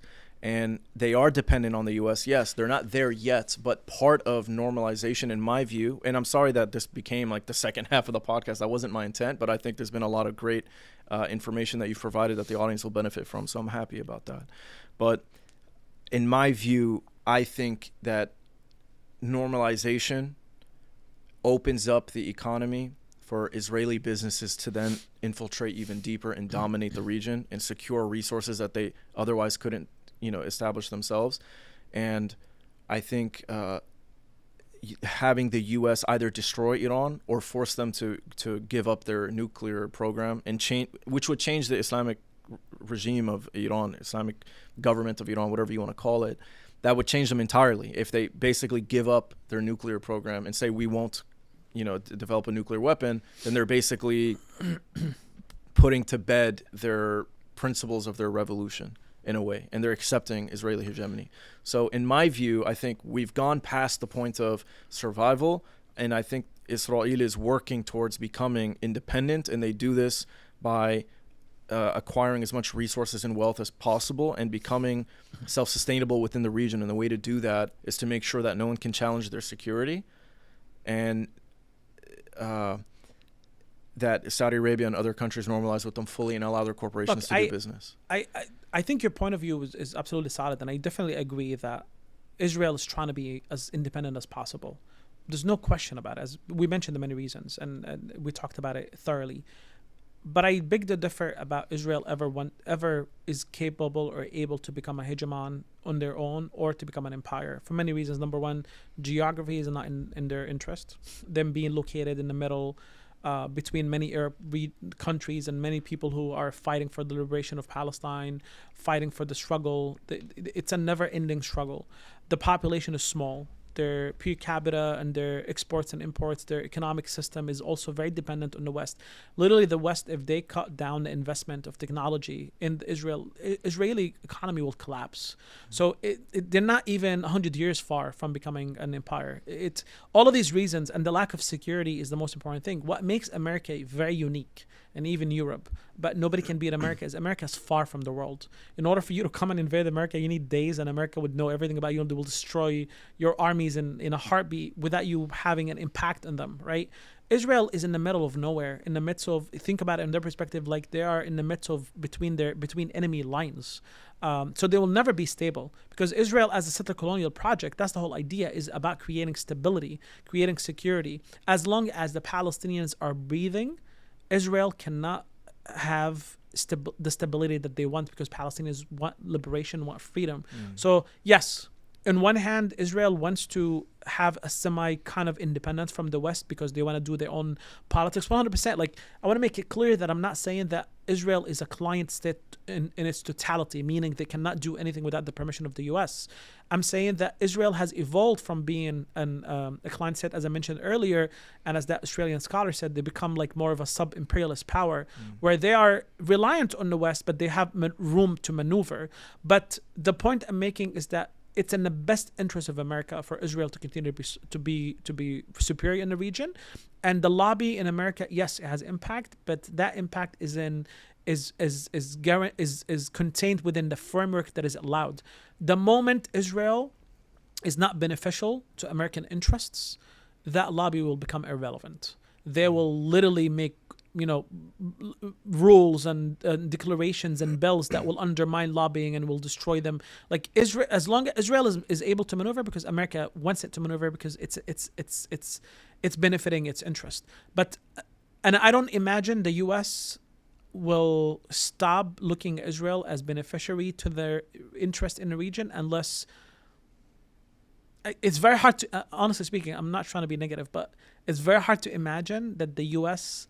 anytime soon will think Israel brings more harm than benefit. Maintaining their hegemony in the region is very beneficial, and it doesn't cost them a lot. I agree because the people in the U.S. government whose job it is to interpret whether it's in their interests are now Zionists. I disagree with that. I think you're underestimating the power of the institutions in America. These people, these politicians are mouthpieces. They're not the ones who set the policies. But on a deeper level, the institutions are made up of who? The institutions are made of Americans who are in favor of the empire, regardless of their religion and ethnicity. A significant number of them are pro-Israel Zionist Jewish Americans. Do we have data about that? There is data that I've been collecting and I'll be sharing. And this is not, dude, for a long time, I've been rejecting and I still reject, obviously, these anti-Semitic tropes. But a spade is a spade. No, I disagree with you. Did you know that 67 members of Biden's administration, there are 100 people. So 67. What? So what? That's 7 out of 10 people are all pro-Israel. Dude, dual loyalties. Okay, there is no such. Okay. America is pro-Israel. The Europe are pro-Israel. All of the Western world is pro-Israel, whether they're Jews or not. This concept that the only ones that are pro-Israel are Jews in these countries is ridiculous. Every single politician, everybody who works for the empire, everybody who is in these institutions is pro-Israel, not because it's a Jewish state. They're pro-Israel because it serves their interests. Now, if the Zionists in America are also benefiting, it's a win-win situation. Right, but these politicians and these other people you're talking about who aren't Jewish, who support Israel, what do they describe it as? They do not say Israel's important to our... Okay. That's not the first thing they say, right? They say the Jewish state. Hold on, but you said they don't support it because it's a Jewish state. But that's the first thing they say. But that's just populist stuff. What matters is I'm going to ask you a very simple question. Regardless of the Zionists that exist in America, regardless of AIPAC, do you think America will continue to support Israel whether the AIPAC exists or not for their own interest, given the history of America? Let me hit you with a question. No. I'm going to answer your question with a question. Okay. Do I have permission to answer your question with a question? Sure. Do you think if Israel stopped existing, the U.S. would give up on their attempt to divide and conquer the Middle East? They will find another client state. They will find another client but state, that's which my means point. Israel does not need to exist for it to happen. But then you have another Israel 2.0. So what are you trying to get at? The difference, you don't have an Israel 2.0 because whoever the client state is from the Middle East. They live there. Saudi Arabia. Okay, so you want UAE the or Turks Saudi or Iran or somebody. So what different? Like what? Okay, if UAE is a new client state and they do the dirty work like Israel, it's like. What's the difference? At the end of the day, it proves my point that America is interested in a client state in Egypt, whether it's Jews or Muslims or Christians. So that's literally my point. Yeah, but the difference is one would actually be much more stable. How? Okay, you can argue that. Like maybe you said, hold on. You know what? Because the people would accept that at least these people are Muslim. I will concede that. Okay, but you see, this is my problem. You are trying to. I'm not saying you, but this argument. Yeah, no, it is me. It's okay to say me. Okay, if you're gonna claim, it's no okay. problem. Like if you think it's stupid, this argument. No, I don't think it's stupid. But the argument says that instead of asking the U.S. to stop being evil and stop killing millions of people in the Middle East for their own hegemony and interest, to tell them that maybe instead of supporting Israel, we're willing to subjugate ourselves to you. Just choose another country instead of Israel. That argument literally sounds like that. The better argument would be Israel is a terrorist state that has been killing Palestinians for over 100 years, and America is an imperialist evil empire that needs to stop its hegemony in the region that caused the death of millions of people. Not that, please, America, we know you're evil as an empire, as an imperialist empire. Don't choose this client state that is oppressing us. Please choose another client state to oppress us. I think if you're, this is how it sounds like. I think if we're dealing with, okay, if I want to propose to the United States to give up their support for Israel, I'm not going to try and convince them to see my humanity. As you said, they don't see us as equal human beings. Don't look at me as a human being. Look at me as a useful asset. Is it more beneficial for you to achieve your interests in the region to have this destabilizing state that ruins our lives and our economies for their own benefit? Or would you rather do business with us and we'll actually have proper stability in the region? Because there's no doing business. You're going to be okay. You're literally saying that America, instead of shooting us, please poison us to our death. That's what you're literally doing. You're literally actually. No, beggars can't be choosers. I'm not saying, oh, U.S., I like having you here. You're gonna be here regardless. So can you be here and not do business with the state of Israel? Why are we focusing on the client? No, we're not focusing on rather it than the empire itself. Because what is more realistically to be defeated? The client state, because the client state, or the U.S. empire? We will never defeat the U.S. empire. Correct. The U.S. empire defeats itself. We will never defeat it. Militarily, as you pointed out, 2 massive oceans protecting it. They have very advanced weaponry. We could talk about this briefly if you want. Ahmad and I were having a nice conversation about this yesterday. But the U.S. and China, the 2 leading superpowers, right now it's cute. Iran has these ballistic missiles, mashallah, that fly at hypersonic. And, mashallah, Egypt has a lot of tanks. And Turkey has an aircraft carrier that can fly some drones. Mashallah, progress, right? The U.S. is developing artificial intelligence. They're creating hardware and software that is designed to address 1 million problems with 1 million possible solutions at once within moments. And they're expanding this ability, and they're going to be able to simulate through this technology new methods within the world's physics, the physics of the universe, to develop new, more powerful, efficient weapons. We are on the cusp of a technological revolution that is going to see 1 billion times advancement. And obviously what receives that advancement first is the military. So we are not even competing in that as a region. We are destined to be subservient to them, or if not them, China or someone else, for the foreseeable future, until Muslims stop caring about what's your aqidah, bro, and Sunni Shia, until we start developing hardware chips in nanometers, okay, that does quantum computing to create the solutions that would defend us from those external forces. We're always going to be subservient. And so it's easier to align ourselves with the U.S. and say, hey, whatever you want in this region can be more easily achieved with less friction with us, as opposed to this settler colonial maniacal state that believes themselves narcissistically to be the superior race. So you're literally like, America has been trying to subjugate the Arabs for 50, 60 years now. Yeah. You're just volunteering to subjugate yourselves. Brother, we because have of been the forcibly status quo. We have no other option. So I'm not comfortable with that. I'm gonna. I know, Habibi, but do you have a G8-100 chip that you're working on? Can we get a little bit preachy? Yeah. Islamically speaking? Okay. Yes, let's go. So let me ask you a question. Speaking all of this technological advancement and the world where it's going, this defeatist mindset that because of our material, what's the right word here? Materially, we're lower than the West and America. Yes. So we can't keep up. We can't defeat it. So might as well join it. And that's what Zionists did, by the way. But you're pushing us to repeat that cycle. But let's go back in time for Islam. What do we call the first 5 Khulafa? Khulafa al-Rashidin. Correct. Yeah. Okay. What I was going to guess, and I was going to be proud of myself for guessing, because I'm very bad with this stuff. I just made it easy. One second. Ammar, can you just text Ace and Oak, because it's 7:15, and tell them we're going to be late. Go ahead. I touched it. Is it okay? Yeah, you're good. Okay. Okay. Can I start?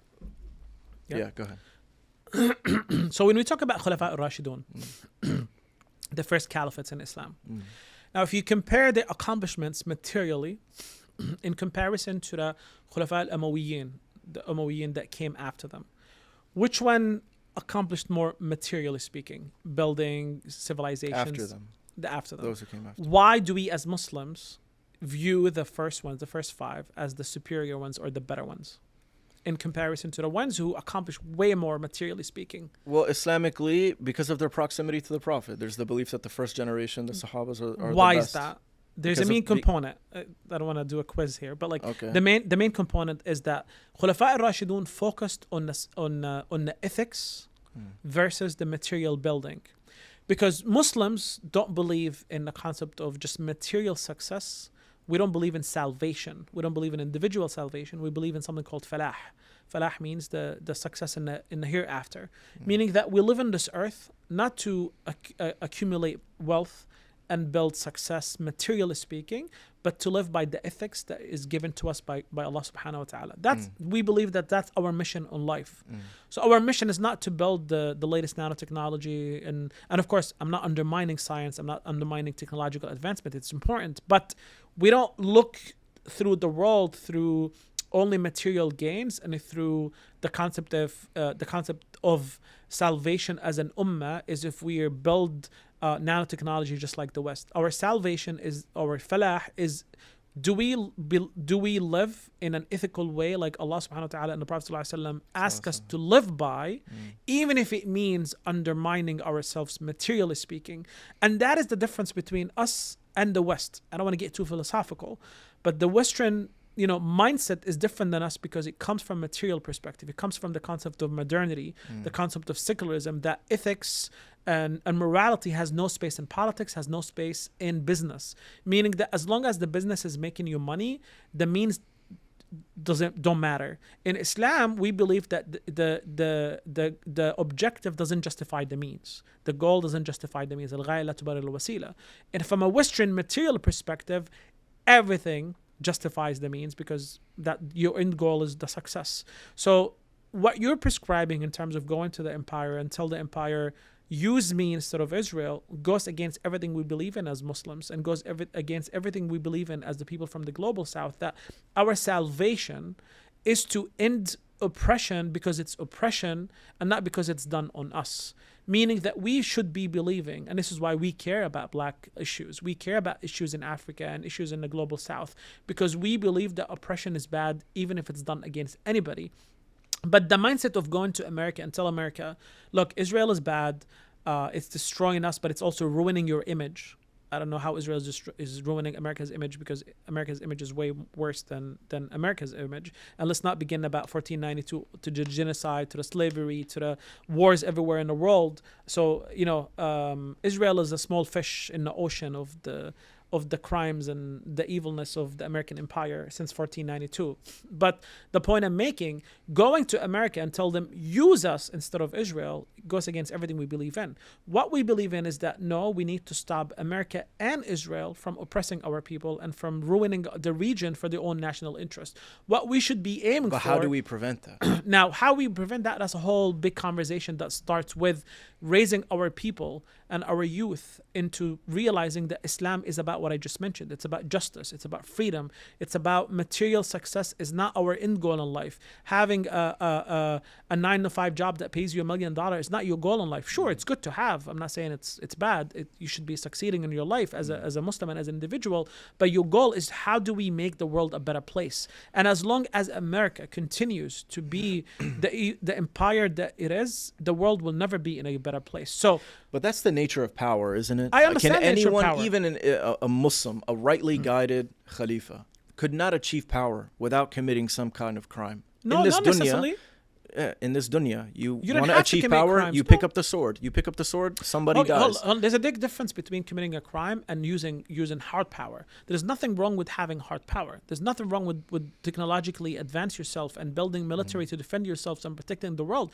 Absolutely, that's necessary. Even so-called international law that is built to protect European powers and their interest in the region. But even according to international law, people who are under occupation are justified and allowed to resist themselves and engaging in armed resistance. So that's not the problem. The problem is that, do we normalize and negotiate with the devil, which is American imperialism in order to only save Palestinians at the expense of other people. And that's something I'm not comfortable with. Now, the other alternative you can think of, and you literally can... This is what everyone on the planet does. But I'm not saying other people don't matter, but I think this idea that we have to save everyone is an impossible task that can never be achieved. It's not impossible. It starts with us fighting for our own small struggles. If we are able to free Palestine without becoming another client set for America, that's a huge success. But we don't have any choice. Like we live in the real world. What you've professed, what you've talked about, what you described as preaching, I think these are important values and ideals, and there's nothing wrong with them. But in the real world, they have to they bend in order to achieve real things. And in the region, the U.S. is there whether you like it or not. It's not, oh, do I choose to make the deal with the devil? It's, I have only these choices, ultimately, unless somehow the people of the region, the Middle East, can rise. You know, like, I understand materialism isn't the only thing that matters, but materialism does still matter. Of course. And if we want to bring about these ideas into the real world and enforce them to some extent, the U.S. has enforced their own values. The U.S. is an empire that's committed a lot of crimes. The U.S. has also done a lot of good. This is just objective. Debatable, for sure. They've done some good, you acknowledge, and a lot of good you can argue in different ways. But the point is not to just gloss over their crimes and say it's okay, you did some good. But there is no truly good or truly evil entity. There's a combination of the two. If you wanna materialism is important, and material analysis is important, and understanding the world from a material perspective is also important. And this is how we get to the point of where we are today, understanding how do we cope and deal with the world. But as a Muslim, I'm not comfortable justifying oppression for my own salvation. As a Muslim, I believe that Allah has asked us to do the work and not worry about results. And the story of Sayyidina Yunus alayhi salam is the biggest story, right? Yes. When he started worrying about the results, Allah subhanahu wa ta'ala taught him a lesson by what? By having a whale swallow him. Why ddid the whale swallow Sayyidina Yunus? Because he got frustrated. Right, he got frustrated that nobody believes in him. Right? Allah wanted to teach him a lesson. Right, I mean, with all due respect to our Prophet alayhi salam. But the concept is, Allah subhanahu wa taala told him directly, listen, it's not your business about the results. The results come from me. Your job is to obey what I told you to obey and to do what I ask you to do. So we as Muslims believe that we are commanded to bring about justice to the world at our own expense. Now, do we see the... But we haven't done that. The people of Gaza and the people in Palestine have been doing it under...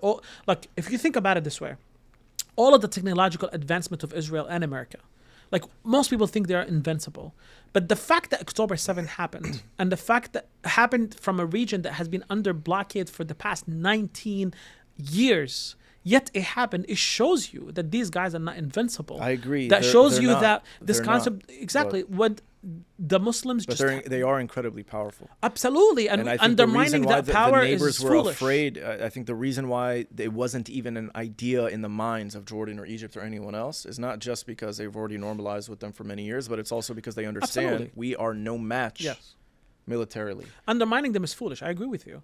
But at the end of the day, we don't give up. At the end of the day, we shouldn't stand up for what is right. I agree.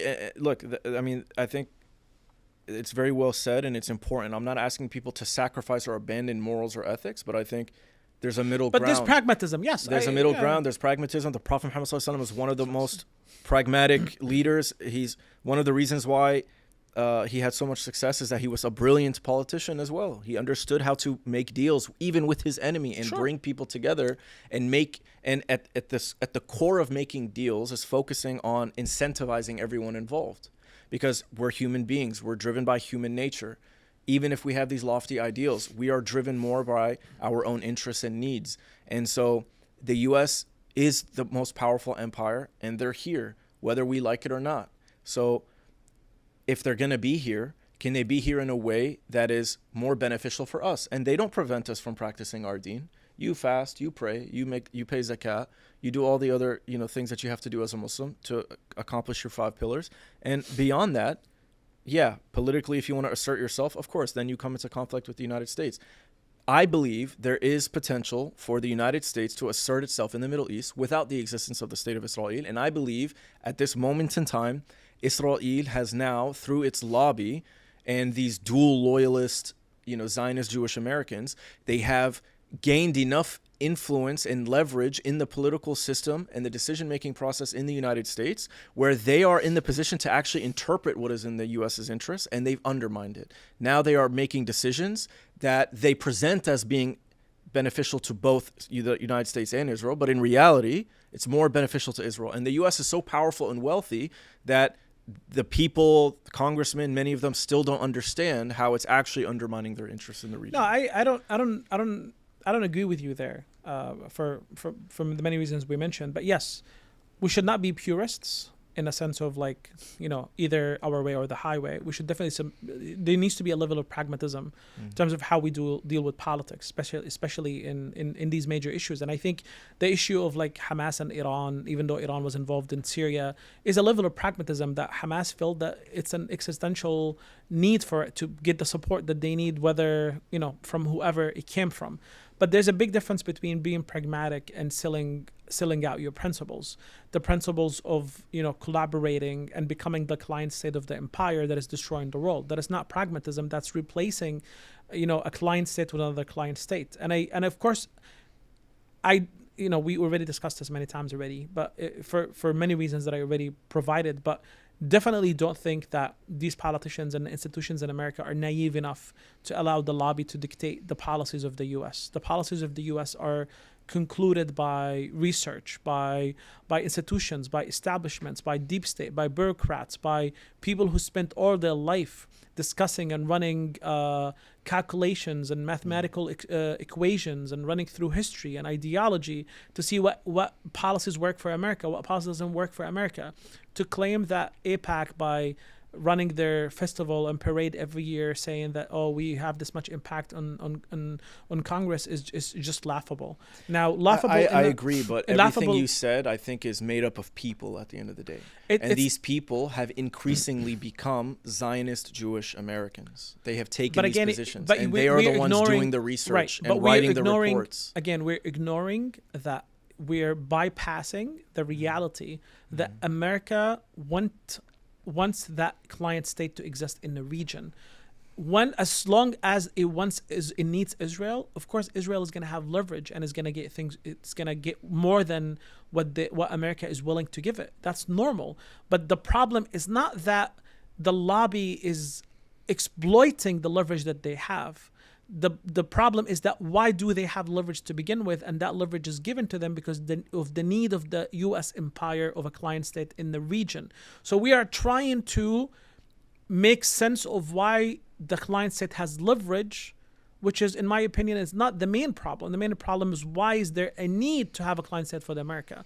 Again, it goes back to what I said earlier. If America had such a wonderful history before the lobby, then I agree with you 100%. Then the lobby is controlling. I think both things. You don't have to agree with me. Yeah. I think both things are potentially true. I think definitely it started off that way, but I think over time it's moved a little more in their favor. But because we've been talking for almost 3 hours now, mashallah. Oh, wow. This is the only podcast where it's flown by, and I want it to keep going. 3 hours. I love all the other people I spoke to, but I could talk to you for 10 hours straight. Appreciate it. I've learned so much. I feel bad for Ammar, and I'm sure you're benefiting too, but sitting here for 3 hours, you're probably like, Okay, so I had other questions, but I need to skip them. So I'm going to ask you one last question, and you have to promise to come back so we do this again, and inshallah I'll get to ask these other questions. Sure. Okay, you sure? Because it took a long time to get you here, bro. It took 3 months to book a ticket for you to get here. So I want you to come back, inshallah. Of course, but okay. So let's end on a positive note, because I've injected a lot of pessimism and defeatism, and I understand. Sometimes I'm too realist, and that doesn't mean I think I'm right. I acknowledge I could be totally wrong. I'm a realist too. Yeah, yeah, agree. So sometimes I can come across very defeatist. So I want to talk now in a positive way. I was hoping that you could criticize the Palestine movement in America, but because we need to end on a positive note, we will focus on the good and what people can do. People listening, understanding that things are out of our control, potentially Israel will return after phase 1 or 2 of the hostage deal and the ceasefire? Uh-oh. This thing stopped. When? We're at 2:56. Okay. So maybe just a few minutes. Yeah, it's been like 5 minutes. Why did it stop? I don't know. It was just flashing. It's going again. It's going again? Yeah. This one's still going. That's why we need a third camera in the middle. Is it recording? It's recording. Okay. I don't think we've ever done 3 hours straight before. Yeah, maybe it overheated. Sorry. No, it's not your fault at all. I'm the one who. We've probably been talking about whether Israel is becoming a hegemon for an hour and a half, and it's because of me, forcing you to keep talking about it. It's keep going, talking but about maybe you want to wrap it up. Maybe the sensors. This is all 4K, right? Yeah. Maybe the sensor's overheating. So. Okay, just keep an eye on it and let me know. Keep it in. Okay, so final question. Let's end on a positive note. People watching, understanding that things are out of their control, and this is a generational struggle. Realistically, what can people do, and what should they keep doing in order to contribute in some way to bringing justice for the Palestinian people? Yeah, this question has many layers to it. I think the most important thing is for people to learn more and educate themselves about history, about understanding how things work. And my biggest thing has always been, don't believe in conspiracy theories, believe in like actual material analysis. Now, it doesn't mean that, everything, like everything is visible, everything in the table. I'm just saying that the world is much simpler for us to believe in conspiracy theories. Sometimes things are very direct the way they are. You don't have to, people don't have, there doesn't need to be an invisible hand that controls things behind the scenes. It can be that very simple, that America is interested in this, or Israel is interested in that, or Elon Musk, like a lot of people say, for example, Elon Musk, the Mossad or the Zionists have something on him. But maybe it's very simple. Maybe just Musk is a scum who doesn't care and wants to make his own interest, and his interest aligns with Israel, and he's okay with it. We don't need to believe in conspiracy theories. So education and learning history is very important. Number two is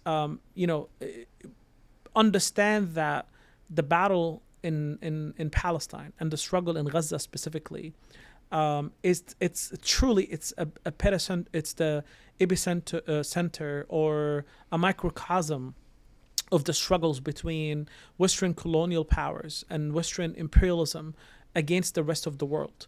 This is a battle between good and evil. I'm not even exaggerating. I'm not trying to be populist, but this is a battle between a world that is trying to live through ethics and morality and a world that is trying to destroy the world for the sake of benefits and material benefits and super profits, and for multinational corporations to make more money. And Gaza represents that struggle between materialism and ethics and morality, because at the end of the day, Gazans are fighting with their bare hand for the sake of human dignity. Literally, that's all. Like Israel and the US are telling them, like, take money and leave and live your life. But because to them, money is not the only thing that drives them. What drives them is their ethics and morality and their attachment to the land, but most importantly, their human dignity, that they cannot be bought, they cannot be subjugated by other superpowers, versus America and European power, colonial powers, and Israel, the ones that all about super profits, even if it means killing 20,000 children in Gaza. It doesn't matter. So what matters is to see the struggle the way it is. It's beyond just Israel and Palestine. It's beyond just Hamas and Israel. It's about now a struggle between, justice, the axis of justice and the axis of little super profits. And we have to understand that. And if we understand that, then we situate ourselves with the struggle of Palestine and understand that, a replacement of a client state is not enough to end that struggle. We need to end the struggle at large.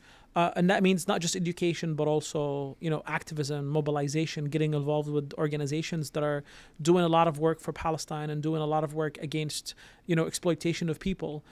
We have to be conscious and ethical human beings. We have to care about our phones, being manufactured by, sweatshops in China and everywhere around the world, and understand that this exceptionalism that we feel, that we live in the West, and as long as I'm comfortable in my life, it doesn't matter at what cost. We have to be conscious about this. And once we change that mental model, we become better human beings, and we are capable of fighting evil on this earth. And finally, just get involved. I know a lot of people who, sacrificed a lot in their life, gave up their jobs, gave up a lot of opportunities for the sake of Palestine and for the sake of work. And I'm not asking everybody to do that, but at least take small time out of your life to give back to the community, help the cause as much as possible, and engage in organizations and campaigns and projects that, try to shake things up and try to, challenge the status quo to make this world a better place. And eventually, hopefully, we don't just end the misery in Gaza, but also liberate Palestine. Inshallah. Sure. Very well said. Raja Abdulhaq, it's an honor and a pleasure to have you on My honor. the Propaganda & Co. podcast. Thank you so much for being here and Thank you for having me. Informing and educating our audience. So Thank you. I'd love to have you again one day, inshallah. Absolutely, inshallah. Thank you. Awesome. Thank you. Oh my God, I'm so exhausted. I'm sorry I kept you going. No, not at all. It was fun. Check the last photo. If you liked this video, please consider subscribing to our channel. Also, if you'd like to support what we do, please consider becoming a paid subscriber on our website, where we post exclusive documentaries, podcasts, and videos just like this one about geopolitics, current events, and history. We built this website because of continued censorship of our videos, so please do consider becoming a member. Until next time.